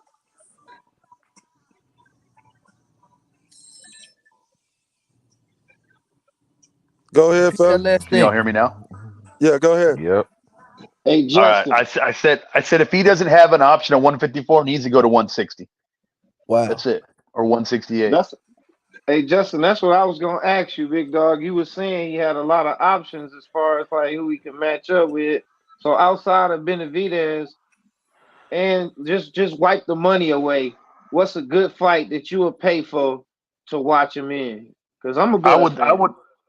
would I would pay to. I mean, I'd pay for any of his fights, but I would like to see him against Adamas. I'd like to see him against maybe Lara. That would be a good one. He's what 33-3, I think he is. Adamas is 23-22, 24-1 something. I'm looking at it right now.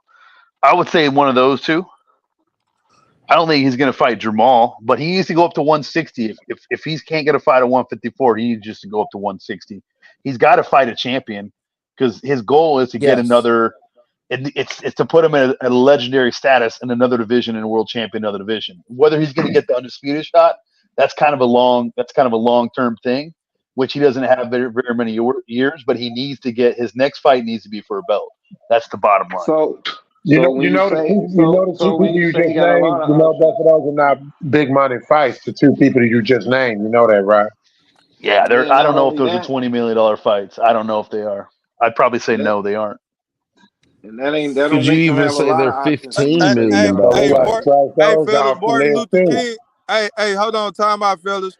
Martin Luther King, aka Stephen Brimley, he wants us to drop the number down to 15 million. He says we're stretching it, we're exaggerating, we're being Earl sexuals right now. So let's change the That's number from crazy because I just said that. What so about so it 15 million? what about that, guys? Do y'all think he could the out 15 million is the mark now? Go ahead, continue. Yeah, I think he can get any That's of those still fights for hard. 15 million. I think a lot of people are going to eat their words because he's going to get that or more for his next fight. Any of those That's it, fights, man. Justin? Hold I on. think I think any Do I need to I go think down the anybody at list again? 160 or 168. I think anybody at 160 or 168. If he can't get a 54 fight against a champion, he's got to jump up 160 and 68. And if he can fight a Bro, champion in one of what those is divisions, this Man, dude? who's gonna pay that? First of all, man, who's gonna pay that? who's going to pay that? Yeah, who's gonna pay that? Somebody will put up the money for it. Somebody like who? The man been a free agent Your going on your 2 months, highness, your bro. highness. I And don't ain't, know, your and, highness. and ain't You nobody talking even about his signed this excellency? man yet. Listen. People want to see Bud fight, man. People want to see him fight, and I'm not just saying as a fan. Who? He is the abs. I know you want to see him fight, unless you don't want to see him fight, which he's the king of violence in boxing, man. Yeah, I want Talking to see about him fight. yeah, I want to see exactly, him fight. exactly. And Yeah, if you don't want to see him fight, I got to question whether you're a boxing fan or not. yeah, but who's You gonna? want to see the top. But see, we can. You can only talk about hooks and jabs and shit for so long. So we normally talk about how to get the fight set up so they can throw the hooks and jabs, so we can watch 36 minutes of action. But who is going to finance the fight? That's what we're trying to get y'all to understand tonight. This is the objective. So we dropped the number down to 15 just because Stephen Brinley wants to use that number, but Terence Crawford's Same here. inflated ego, Earth-sized ego, the Jupiter ego, thinks that he should be getting 2025 in my I dropped the number to assumption. 15 big So hold fishes. on, hold on. Don't come in and just start talking, man. Stop it, bro. You're rude. Come on, man. I'm just trying to correct it real quick, and I can You go back to the background. It was reported 15 you, million for you the could have typed that shit to me, man, like you've been doing for the past 10 minutes, man. aspect. Now, I don't know. like I was saying, Okay. 10 to 15 million dollars is still a stretch, in my opinion, for that list. The only big money fights to me, Justin, for Terence Crawford would be Canelo, Benavidez, Errol Spence, and that's about it. Them the only three fights, bro, that he could get over 15 million dollars. 15 million and up. That's the only ones. Everything else is 10 and below. He lucky to get 10. Yeah, those are the top of the list. I agree with you there, no doubt. And look at Marcus. What Marcus said: Benavidez will beat Crawford, no doubt. He's just too big. Period. Point blank. Yeah. Okay. Okay. What about Canelo? They don't say Canelo's too big. You know what I don't like, Justin? The Terrence Crawford fans hate talking about business and A side and B side, but it seems to me, in my opinion, from what I see, all they care about is getting to the bag. The first to get to the bag. They wanted to get to Canelo. Most of them probably think that they're so what do you call? They're so confident in Terrence Crawford that they think that he could beat anybody. I've heard them say that he could. They're doing these all-time matchups now where he's better than Floyd, he's better than Sugar Ray Robinson, Sugar Ray Leonard, he's better than the champ on Harlem Nights. He's better than everybody, man. So I think that false bravado, got them thinking that they can get that fight and win. But I think really deep down, all they care about is talking about the money part, the shit that y'all claim y'all don't like. What do you think Yeah, I mean, about that? well, if you're talking about the fans, I'm certainly a fan of Crawford. I live in the hometown, and the people that I run with, we talk boxing in the gym and stuff like that. We've been talking about Canelo for 4 or 5 years. That's not a new thing. Only because we want to see it settled. Who's the top of the pound for pound list?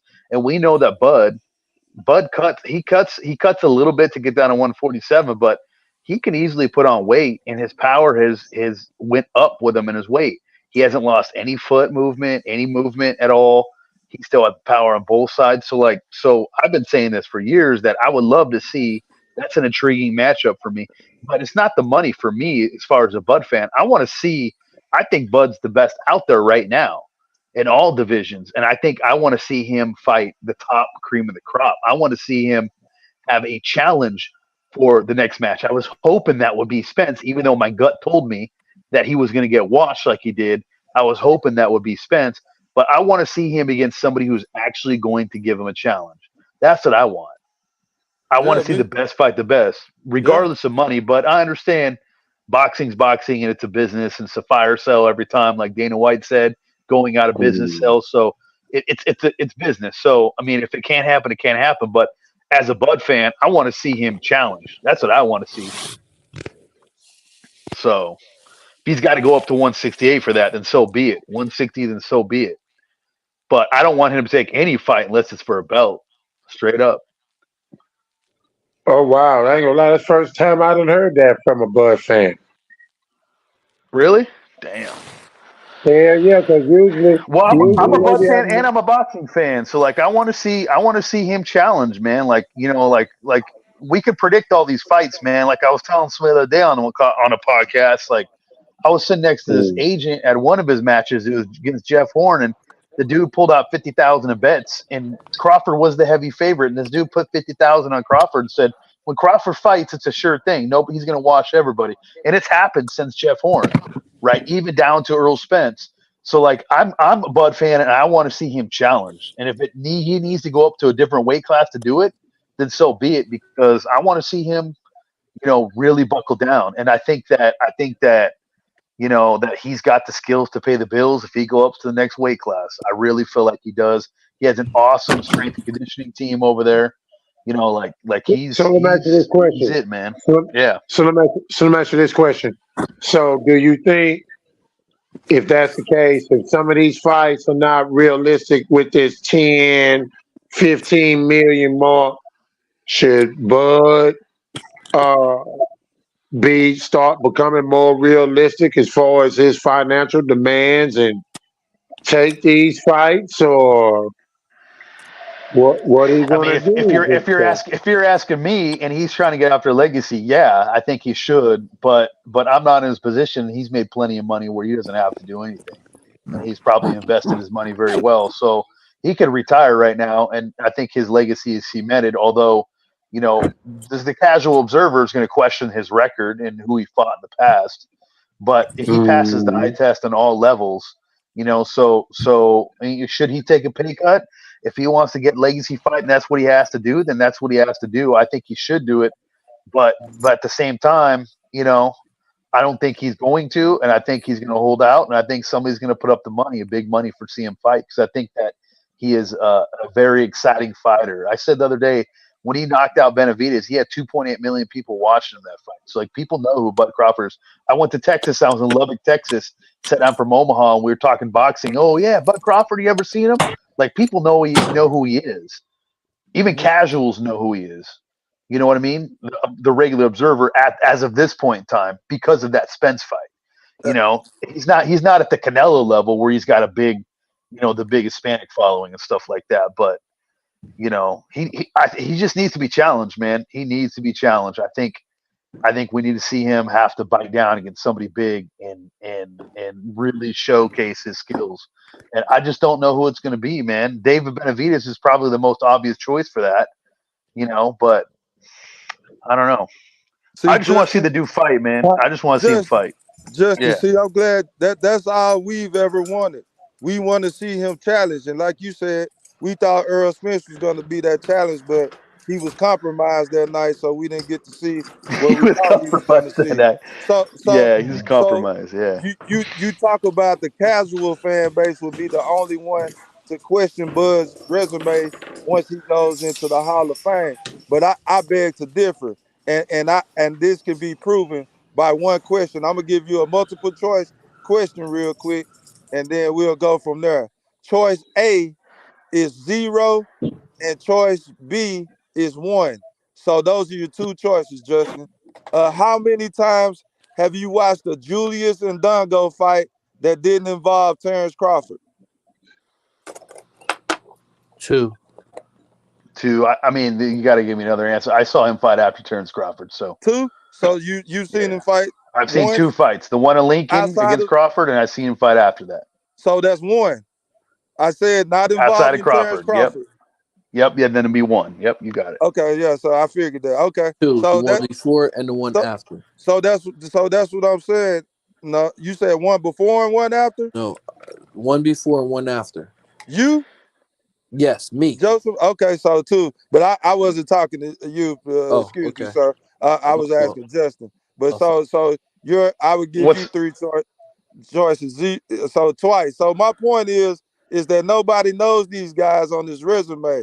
That it's all not right? his fault, but that's what it is, man. So And I'm glad if you said that. I'm glad you said that. we have the right to question his legacy, and like if Good. he's Good. gonna Well. be if he's gonna let me just say this, if he's gonna Yep. be he's gonna be ranked up there with the greats like Ali and Sugar Ray Robinson and Floyd Mayweather. We have to separate them, and the way that you separate them is to go to their opponents list and their accolades. That's the difference. I'm glad you said that. I'm glad you said that. I'm glad you said it. So I'm going to test your knowledge about how deep this goes, right? Okay. I'm going to test your knowledge how deep this goes. And I'm Mm-hmm. just going to tell you, I put up a spreadsheet one time, and I've used this spreadsheet in the past, and I still have it updated. And I compared Terence Crawford, Earl Spence, and also Floyd Mayweather. Okay.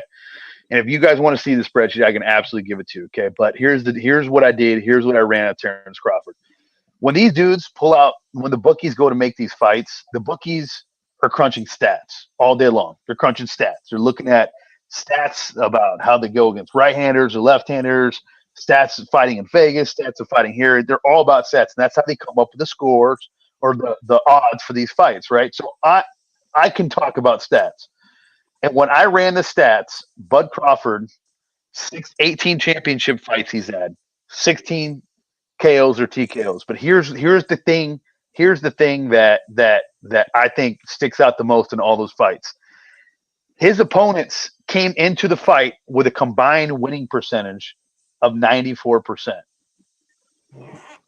And he handed out 6, if I'm not mistaken, maybe 7 first-time losses through those 18 championship fights.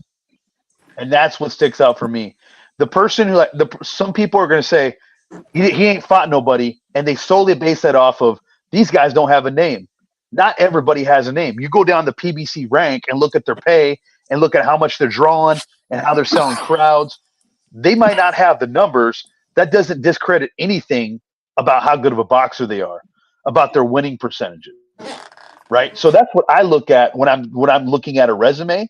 I'm looking at how is the competition he's fighting, and you can't deny that a competition combined winning percentage in championship fights at 94%. That's a pretty high number. And so I can get that spreadsheet out at some point in time and look at it again and compare, start crunching more numbers and put some more people in that so we can see how Earl Spence's championship fights compare out or Floyd Mayweather fights compare out.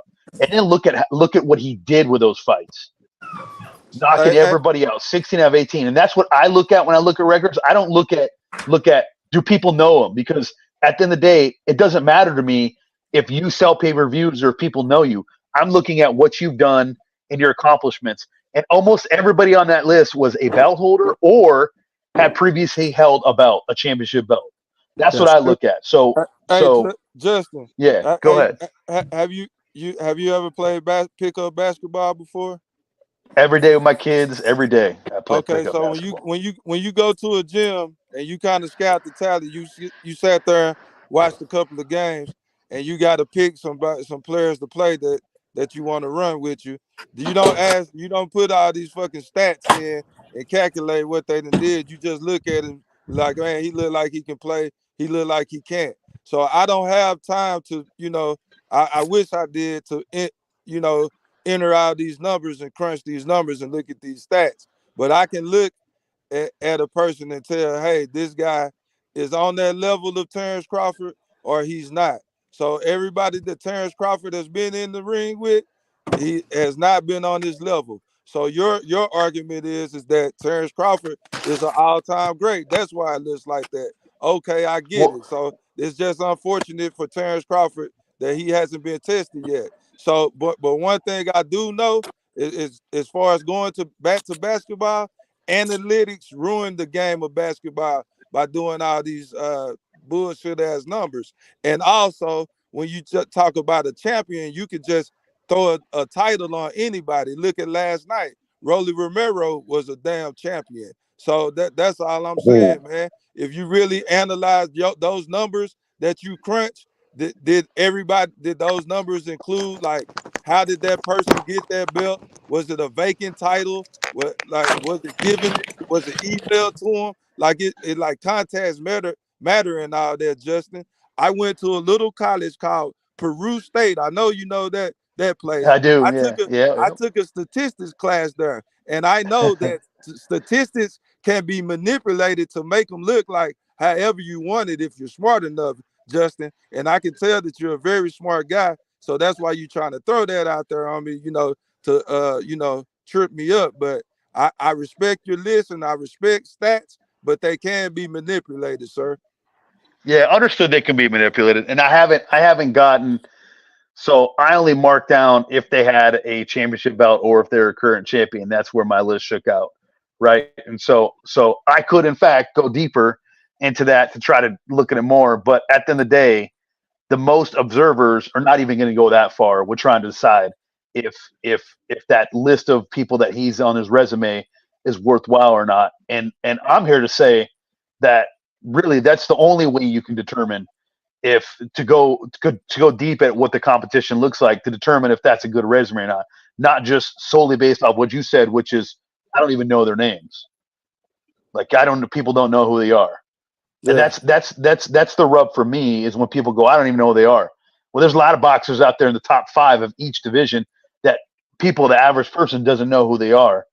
That are extremely talented at what they do, right? yeah, yeah, So, yeah. so that's what I'm looking at. So, um, anyways, Yeah, but I digress. go ahead, fellas. I don't have no more questions. Well, shit. Since that you ain't gonna say nothing, I got another question for you, Justin. Since nobody else want to oh, say nothing, it's a guy named it's a guy named oh. Stephen Brimley up at the top right hand corner. He has been on this destroy the PBC campaign, pitchforks, how they're bad for boxing, and Al Heyman is is Satan and all of that kind of stuff. He told me a million times that the PBC and Showtime was going out of business. What the loophole was that he didn't know about, where they made a U-turn on his ass and dropped him off. They went over to the Amazon, and so my question is, what did you think about the card last night, and do you think that the PBC has found a home and is here to stay? And what do you think about the card last night? I thought that was a fantastic card last night. That was refreshing to actually see a deep card with four good fights on it. The last two obviously were bangers. So I thought that was a really good card. It's gonna from the business mind of me is telling me that PBC better have their shit together as they're dealing with the Amazon Prime because Prime ain't gonna try to lose any money. And and I can't sit here and say PBC is losing money or PBC is not losing money. Obviously, they got the ability to put up some fights. But what I do know from history and what I can read online, the little bit I can read online, is that PBC has a standardized way of paying their fighters that maybe I don't agree with, and I think is maybe shortchanging them. And I think PBC is doing a really good job of keeping people in their league, which I think is bad for boxing.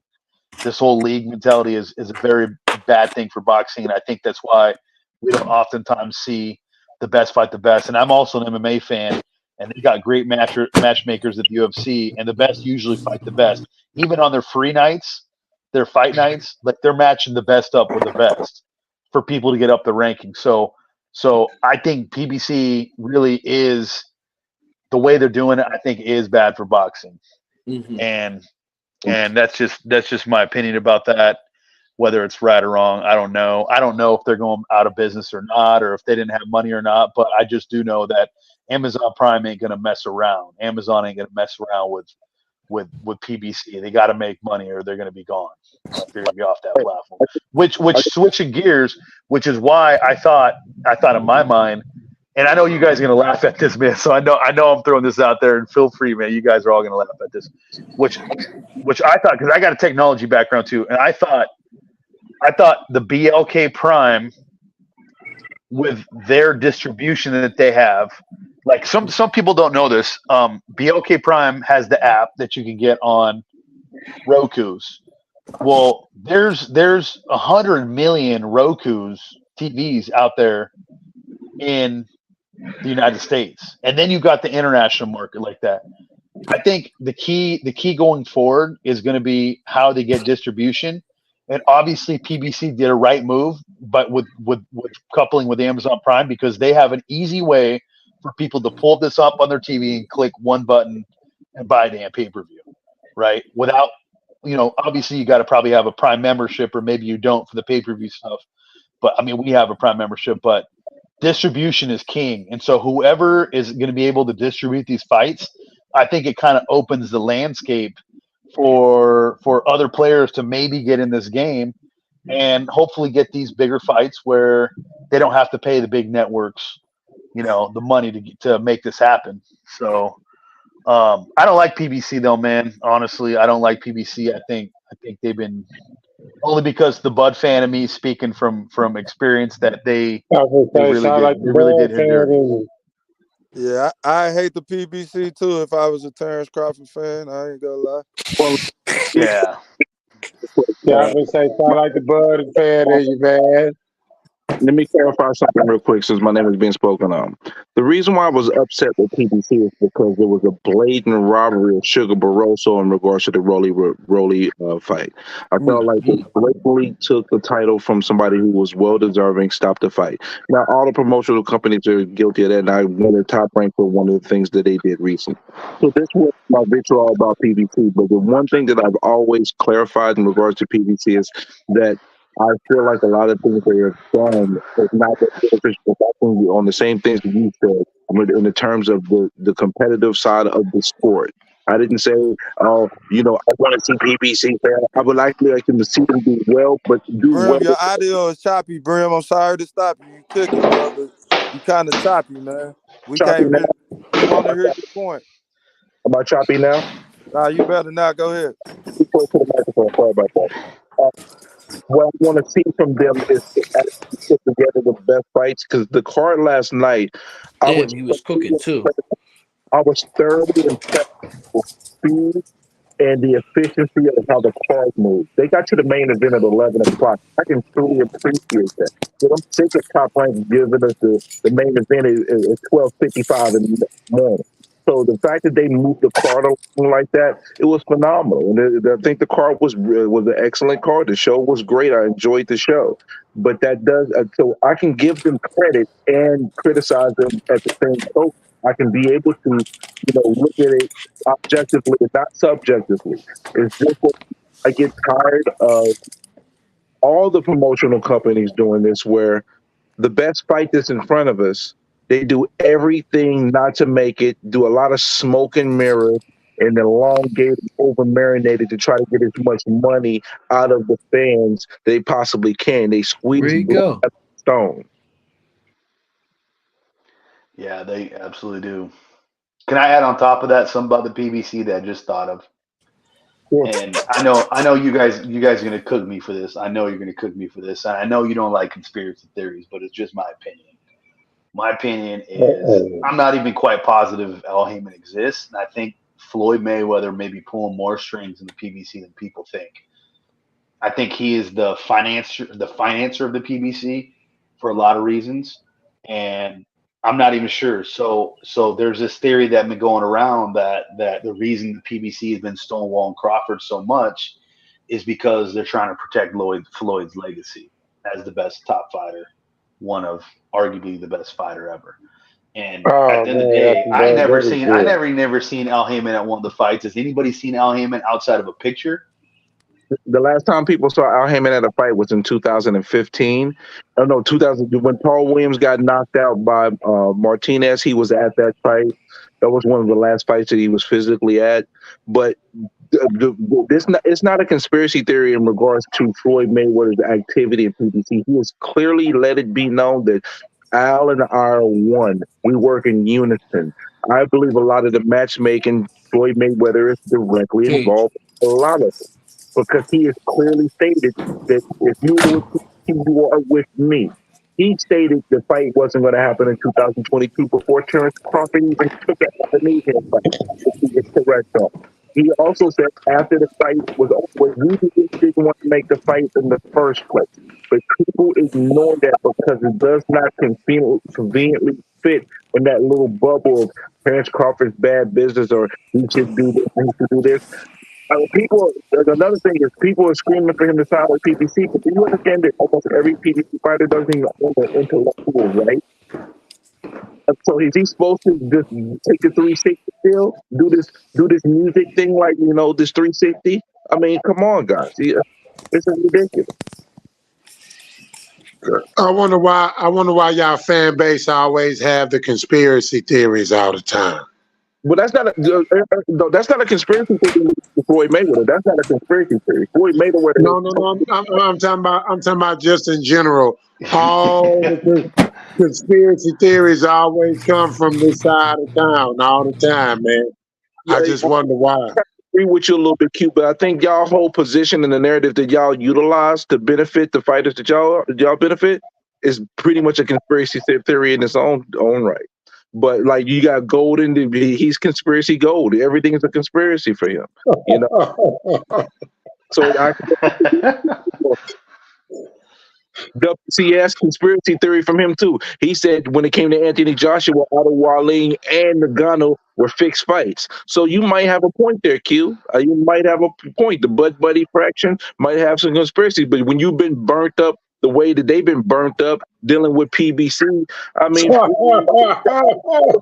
have PTSD dealing with this bullshit, bro. Say, man, I ain't gonna lie, man.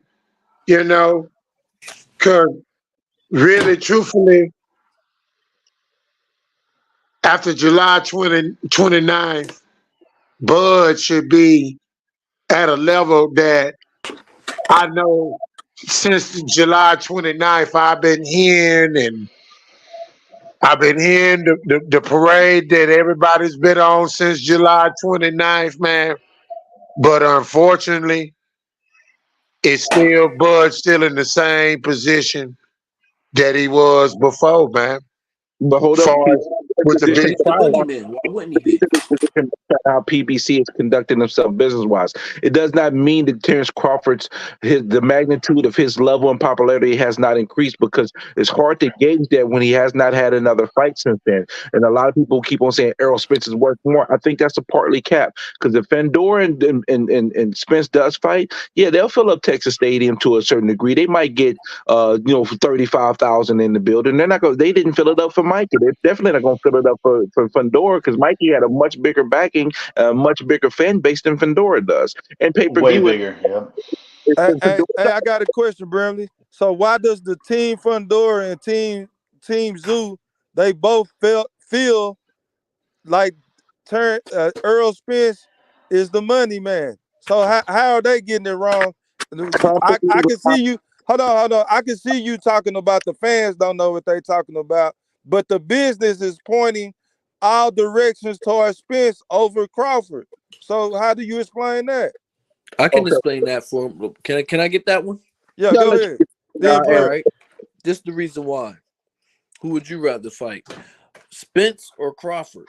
You seen We what talking Crawford looked about in fight money. No, footage, we talking We about the talking about business. the We money. ain't talking about the We ain't talking matchup. We about talking who about the the easy the business. opponent is. We and talking that's about part they of say it. the And money. that's part of it. You have a better chance on beating Spence than you do have beating Crawford. We seen that No, with the no, Spence no, and no, no, Crawford. no. See. This is why our fan bases be bumping heads so much, right? Because you missing what we saying. Okay, can I? Nobody talking about matchup. We talking about why are Money. two fighters Hmm. feeling like the money is with Spence I'm gonna What take the makes you wheel. instead think of that though? What Crawford? makes you think that? I What think I makes you respond. think that? They I gotta We take said the it. no, we asking you what makes the fighters keep thinking that. They the ones keep going in the same direction. I gotta take the wheel back on. Okay, so one thing about Fundora, he is managed by Samson Kapowicz, right? Hmm. Yep. Tim Tszyu is managed by Glenn. Glenn has had a long relationship with PBC and Al Hammond. So again, this is a relationship business. And when you're doing the company lines, you're going to say things that's going to go on those company lines. It does not necessarily make it fact. It does not make it the truth. It just means that you're playing the company line based on what they have planned in place. Because the truth of the matter is, Spence had a bigger profile than Bud going into this fight, but it wasn't significant enough for us to make a big ballyhoo about it because he never was Canelo. He every pay per view after his first was lesser than in each fight. So with us knowing that, that's playing the game to continue the narrative to show keep Bud's value as low as possible to excuse to be able to do an action of this because when Bud beat Spence, that went viral, guys. That went around the world. Everybody has seen that. So we can't even fully quantify right now how much more value Bud has because he hasn't fought since then. But I know you this, I can tell you this much: it's more than it was before the fight. And anybody that says it's not, it's disingenuous and not being real with themselves because everybody knows about that fight. When you got Louis Farrakhan talking about it, you have other people talking about it, and it's going on a Bro, I viral. want to ask you a question after you get you talking. If it's going on a viral level to the masses, where Farrakhan and everybody else is talking about the way he beat Spence from pillar to post, his star is going to be higher. Now, how much higher we don't know, but because of the politics and how it's going on with PBC and Terence Crawford, we don't know what that is right now, and it's giving everybody the ability to continue to use the narrative that Errol Spence is worth so much more than Terence Crawford. When the truth of the matter is, if Errol Spence was worth so much, he would have had more people in Dallas Stadium than Canelo did fighting Billy Joe's freaking Saunders, and he didn't. He had No, half the people. no, hold on. See, this what they do. This what you do, Bramley. We're comparing Earl Spence versus Bud Crawford. We're not comparing Canelo to Earl Spence. Of course, Earl Spence isn't going to do what Canelo does. But Texas is no, Canelo. hold on. Put Terence Crawford in the stadium and see how empty that motherfucker turned out. Come It's on, Canelo bro. from Texas. It's But Canelo from Texas. It's Errol Spence from It Texas. doesn't. It doesn't. It doesn't matter. But you Brim, say Brim. Texas is Mexico, Brimley. Do you not know that it's more? Come on, Brimley. You got to understand the demographics, bro. Mexico is right up the street from Texas. Is Mexico, bro? Our demographics, bro. This looks like Mexico here. So if Canelo fights in Dallas, Texas, of course he's gonna outdo Earl Spence, and he's the biggest star anyway, bro. okay, So so let me ask this you, what you do. Hold on. This you what you gentlemen do. discussing real quick. You try to diminish. You can't use Crawford to diminish Earl Spence's I numbers. said So at the you very have to use at the very Canelo's I numbers said to it's not diminish focusing on Earl Spence. I said it before that. Because Crawford ain't never fought no big stadium, It's no not big arena ever. before that. You're never. picking and choosing what you want to attack. It was the very last statement, but everything I said before that, you're not dealing with. But the question I have for you guys is this: Spence Because I versus agree with the I probably agree with the other shit. That's what I didn't agree with. So that's why I said that. that's Brimley. fair. That's fair. Now, Brim, Spence versus Vendora. What do y'all think the pay per view? In y'all opinion, what do you think it does? A, Less than a, 100. a Spence it don't versus matter. a They feel Spence like it's versus gonna do more than Fundora. what it would do with Crawford. Spence Right? versus That's the Fundora would point. probably be about 250 to That's the point. 300,000 pay-per-views, I would say. Hey, can we talk about the packing stuff, packing the stadiums? Because here's the deal. Yeah, go ahead. You're talking about Errol Spence fighting in his hometown. Dallas is what, Okay. 3.54 million. When Bud fought in his hometown, he had anywhere from 13,000 to 17,000 full packed at the Charles Schwab. It was the CHI Center. There's a stadium down the road. Hang on. Let me finish my point. 13,000 to 17,000 is the capacity of that CHI Center. Right 13 to on. 17. Right on. Okay. If you go down the road 45 minutes, you end up in Lincoln, Nebraska. And let me tell you, Bud Crawford is the professional team in Nebraska. That's the way Nebraska's looking at him. Just last year, they had a volleyball match at Memorial Stadium that holds almost 100,000 people. They packed that thing with 92,000 people for a volleyball match. So if he wants to do a hometown thing and pack a stadium, guaranteed he's going to pack a stadium in Nebraska. Guaranteed it's going to do it. Whether or not that comes to fruition, again, that's just pie in the sky. But the way he does it at the center in Omaha, he would do the exact same damn thing if they took that down the road to Memorial Stadium. No doubt about it. Hey, Justin. But watch this here, Justin. But here's the problem. If the data and anybody that done promoted Terence Bud Crawford felt like he had the fan base to be able to pack a bigger stadium, like let's say Memorial down the street that hold 100,000 or whatever, Bud would have been done fought in those venues. But it's a reason why they don't put Bud Crawford in those venues, because the numbers show he can't pack it up like that, man. Yeah, that may be the case. That may be the case. It may not be the case. And we can go back and forth about when he was with Top Rank, about the level of promotion that those promoters gave Bud Crawford, which was, quite frankly, it was disgraceful. But I agree. it's all pie in the sky. It's all pie. But I'm just telling you how Nebraskans do it. Nebraskans go to MSG. Nebraskans will go down to Arlington, Texas for a Dulorme fight. Nebraskans will show up to that Jeff Horn fight or the Spence fight. They just will. They just absolutely will. And I'm not saying that's something that they're going to do. I'm just telling you what I know from experience living in this state. He is our franchise. We ain't got nothing else out here. Nebraska sucks at football. Hey, Justin. Yeah. When I told you about Peru State, that lets you know I'm very familiar with You Nebraska. are very familiar. Yep. So I'm not gonna say your account is wrong, because you have your bubble that you live in, and people that I still associate with up there that I talk to on a daily basis, they have their own bubble that they live in. So I'm not gonna just say that you're telling something that's not true. But I one of my best friends lives up there, and he tells me, well, not now. It's changed now. I give you that. After July 29th, his popularity in the state of Nebraska has skyrocketed. But, Oh yeah, big time. but before that, Terence Crawford could walk down the street. He could go to a basketball game and not be bothered. No one would say anything to him unless it was probably a black person that knew him. And we know the demographics in Nebraska, Justin. So it's not very many black people there. So now that he had this big fight, now the whole state has gained knowledge of him, and they've embraced him now. So he can maybe get 20,000, 30,000 in Memorial Stadium. But I don't think that it would. First off, the business wouldn't even put a fight in that type of venue. I don't think, for Terence Crawford, unless you got I just don't see that, Justin. But anyway, man, my point is that Terence Crawford is just now becoming popular in that state, from what I hear, bro.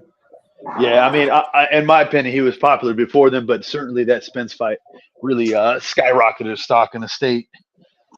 No doubt about it, and also nationally, internationally too. So, but yeah, I feel what you're saying. So it's like he's still in the same I just feel like this here. I hear a lot of Crawford fans say, well, if he signed with the PBC, it ain't no guarantee he will get the fights. Well, hell, we'll never know. We'll never know Yeah, with that's not true. signing, knowing that all the fights that you want. I just feel like he would be in a better position if he placed himself in a better position. Yeah, I agree with you. And let me just tell you what I stand too as a fan is that for better or for worse, Bud is who he is. And I think part of what some other people look at this from the outside, and everybody's got opinion about this bullshit, but it doesn't Yeah, necessarily matter because he's doing really well for his career. But there's people who can make an argument that he could certainly have done better for his career if he's more willing to go out there to the spotlight, to be more entertaining, to let his personality kind of come out of that bubble that he has, or that kind of aura that he has on him. Like he could do a lot more from the business side to make him more popular. And I think also too from the standpoint of like he's a family man and a pretty square guy. Like he doesn't have dirt on him, so to speak. Like he's not out there like the Charlo brothers are slapping the workers at T-Mobile Arena causing stuff like I saw them. I mean he's not doing no, he's not doing that shit. Like so for him to not have a Reebok or a Nike or a big sports dream contract, maybe he's got the Prime thing, but like that's that's that's that's kind of I think what people knock on him as far as the business side because he could have been more proactive is the word with making himself a household name, right? yeah. But It's like he's doing it too late. It's like it's something he should have been doing long time ago, man. yeah, I agree with you. But this also bleeds back to Top Rank, right? Because he signed with Top Rank, re-signed with Top Rank, and Top Rank had the distribution deal with ESPN. So at the end of the day, whatever fights they're putting on, they're getting paid anyways from the conglomerate of ESPN Disney to have those fights. So Bob Arum's making money, right? Whether or not on that P&L he makes money on this fight, that's neither here nor there. He's making money for his company. But I just think they did a really, really poor job of promoting that fighter. And I said this in multiple podcasts. There's a reason why Lomachenko would have a fight being advertised all over 2 months in advance, and they're not even throwing up an ad for Bud until a week before the fight. And it's a pay-per-view. You know what I mean? And I seen it. Like it's sitting here perplexed. Why aren't they advertising Bud Crawford more? And I don't know what the inner workings are, if it's his fault, their fault, but in my opinion, they're the promotion company. I would try to make as much as I could off the back of the number one pound for pound fighter in the world for all these years. He's been at the top of that list. I would try to make as much money as I could from the promotional side, and they just flat out did it. They did it for whatever reason, and I got a real big bone to pick with that because they could have made him a bigger name than he is now. They could have. See, But see, But whether watch just it's this his here, fault or Justin. their fault, I don't know. Yeah, I don't know whose fault it is, but I'm just saying But they're the but promotion. Justin, he saw that before he resigned. Who did? Yeah, he did. He did. He did. However, when they read up with ESPN, he was supposed to be the banner fighter. When he signed for that, they made Loma the banner fighter. And Loma's So only watch been this on here. what, one pay-per-view? So watch this here. So it was Loma, Tyson Fury, but never Bud Crawford. Wasn't Bud Crawford. Yeah. Never Bud Crawford. My question to you is, do you think it was a good move for his career as far as getting the big fights, re-signing with Top Rank, being as though he saw that Top Rank was prioritizing Lomachenko and everything else but him? I'm split on this because if we're talking about getting the big fights, no. If we're talking about making money, yes. Yes, that's where I'm split, is because he made guaranteed money for all those years and was a top paid welterweight all those years, going up till his last fight. So I'm split on that. For getting the big fights, I would say no, because maybe the writing was on the wall at that time of 11 days after he dropped the belts when he beat Ndongo. 11 days later, he vacated the belts. The writing could have been on the wall at that time that they weren't going to be able to make the fights with the PBC fighters who had the entire welterweight on lock. However, I don't know. I mean, part of me says that it is a good deal for his money, and obviously he made a lot of money there. But the other side of me said for getting the big fights, probably not. You know. But the thing is, here's my rebuttal for all that, though. I feel like we're playing revisionist history. At that time, there was no Tyson Fury. That's one. Two, also, Terence Crawford has fought 4 fighters from 135 to 140. So what's the indicator that he would never be able to fight a PBC fighter when he had fought PBC fighters in 135 to 140? But the moment 147, everything changed. It changed on how PBC treated him. It changed on how everybody treated him in the YouTube community. But that was after he signed the extension. I feel like we're Yep. playing revisionist history to some degree because we're basing this on the information we know now that we didn't know at the time. Yeah, PBC's completely been unwilling to make any deal for to have Bud Crawford fight, and that's I think that is plainly obvious since 2017. He's been calling for those fights, and not one of them is going to step up and go to the other side and fight him. And they had what? They had Ugas, they had Pacquiao, they had Thurman, they had Spence, they had. I mean, you guys know what they have. They have other people too at the top of the weltering division, and nobody would even mention the dude's name. They wouldn't even put it on the cast on the what do you call it, the telecast. Like that to me says they just completely blackballed him from the very beginning, and they had no intention of making a fight with him. But Sean Porter wasn't with PBC when he made that fight with Bud Crawford, and that went to a purse bid, and I think that set it off to actually put that Spence fight in place when he made that Porter fight. Without that Porter fight, I'm not even sure if he would have fought Spence if Porter wouldn't have done that. Honestly. You're right, but if it wasn't for Spence doing what he was going to do, we wouldn't have got the fight. Period, because PBC was not planning on making this fight, and that's Right, Spence made and that Spence fight. said that. Yep, and Spence said that. Spence made the fight against Al Heyman. That PBC didn't want to make the fight. Mayweather said it. Right. He Earl said made the fight. they did not want to make the fight. Period. Period. And that goes back to what I said earlier as to whether or not Floyd is actually behind all this because he doesn't want anybody to come up and hit his legacy. I don't know That's about that, but Floyd is definitely behind a lot of this. Him and Al work hand to hand. They're both actively putting these things together. Floyd might be dealing with some of the matchmaking with the matchmakers and all that and the money. And Al is he's involved hand to hand. Definitely, he's already made it known that he is. So, are we gonna call Floyd a liar that he's not involved with the PPC when he said, "If you're talking about Al, you're talking about me. We are one." Yep, we're one. Yep. Hey fellas, we done reached the 12 o'clock hour, man. Closing thoughts, boss. Let me take us out, man. What you got?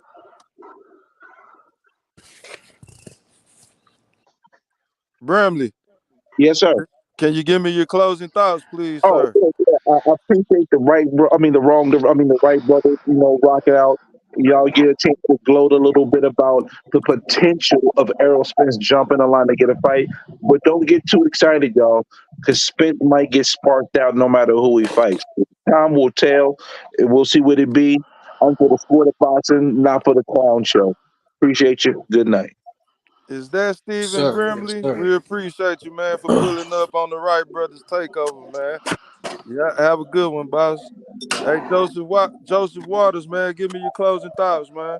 All right. Hey, listen, fellas, man, I appreciate everybody in here. You can hear my voice. Yes, sir. Go It ahead. was a pleasure sitting here with y'all and everything. Listen, we need to petition that Bud gets the right fights. Like, either if you're not a Bud fan or if you're a Spence fan, however the case, however it works out, come on. Right is right, wrong is wrong. And we just gonna call it how it is. We see it. Everybody in here sees the stuff. Y'all got knowledge. I want y'all to keep pushing that knowledge, but push it in the right effective things, on the right side of the things. All right? I'll let Hey, y'all. everybody get a voice here on. Yeah, I said it. Yes, That's what sir. make it fun to come on here, man. We we respect all opinions. We might not agree with it, but we go Yes, sir. respect it, boss. Also, So I, in closing, hold on. In closing, happy birthday, E Thriller. You know what I'm saying? I know it hit midnight. It ain't your birthday no more, but listen, happy birthday, E Thriller. You feel me? yeah, appreciate that, man. Hey, Joseph. No, normally E Thriller go live every Friday, man. You gonna have to promise to pull back up on it, man. So No you doubt, chop no it doubt. up, man. And hit that Errol Spence for him. Hey, thing, Steve, the thing. He gonna love that shit when he hear that, man. Appreciate you, boss, Yes, man. sir. Have a good one, man. Y'all too. I appreciate you, boss. And next, man, we going to Justin from Omaha, Nebraska. I really, Justin, I think you from Council Bluffs, man. But I'm gonna Yeah, stick with right. Omaha for the Get out night, of here, man. man. What Get out of here. go ahead and give me your closing thoughts, man. That's some funny shit right there, man. All right. Well, hey, happy birthday, E3, man. We love what you do. Love the podcast. And I hope you enjoyed a great day. And, man, so honestly, I'm going to give my props. Salute to PBC for putting on a great show this weekend. And hopefully we'll have many more great cards in boxing. And hopefully we'll see the best fight the best. I think that's all I want. I think that's all what a lot of fans want. So however that shakes out, that shakes out. For the next show, maybe we could talk about how I don't think Spence is going to beat Fundora if he gets that fight, but we can save that for later. Outside of that, Jesus is King. God bless everybody. Hope you guys have a great week. All right, God bless you too, man. Appreciate you, Justin from Council Bluffs for pulling up on us, man. It was a pleasure giving you another beating. Yeah. Oh man.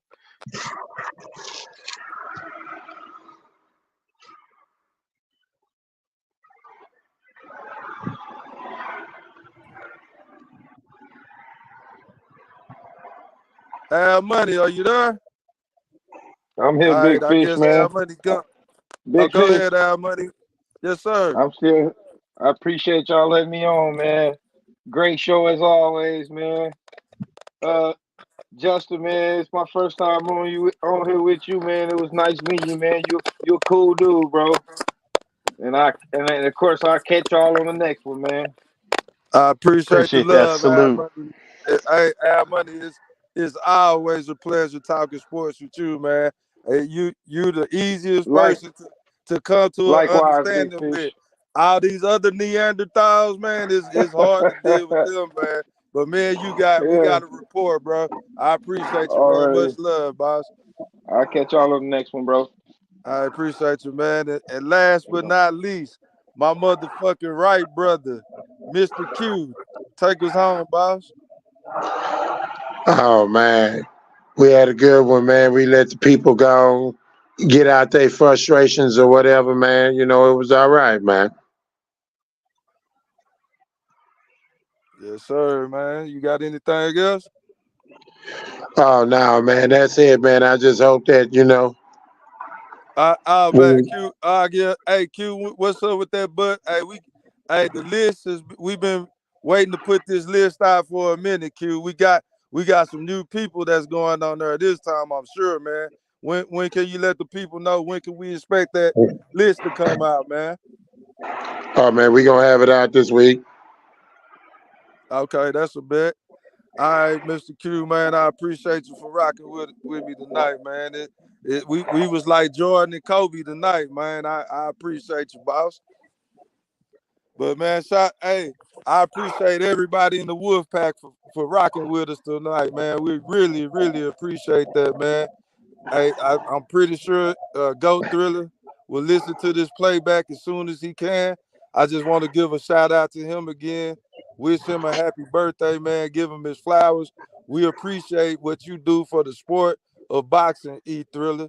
You give the people a voice. You let people get their shit off, right or wrong. You don't hold no grudges. You act like a man, bro. You run this shit how it's supposed to be ran, man. You are inspiration to others who started shows off of what your ideas, and that's a great thing, E3, man. I am proud of you, bro. You are the perfect little brother, man. Happy birthday to you, Goat Thriller. Hey, Wolf Pack, man. Y'all hear the three in the chat on the playback. Wish my man a happy birthday again. Peace and love to everybody that was on the panel. We gonna see y'all soon. Mortimer, we're back. Randolph, we are back.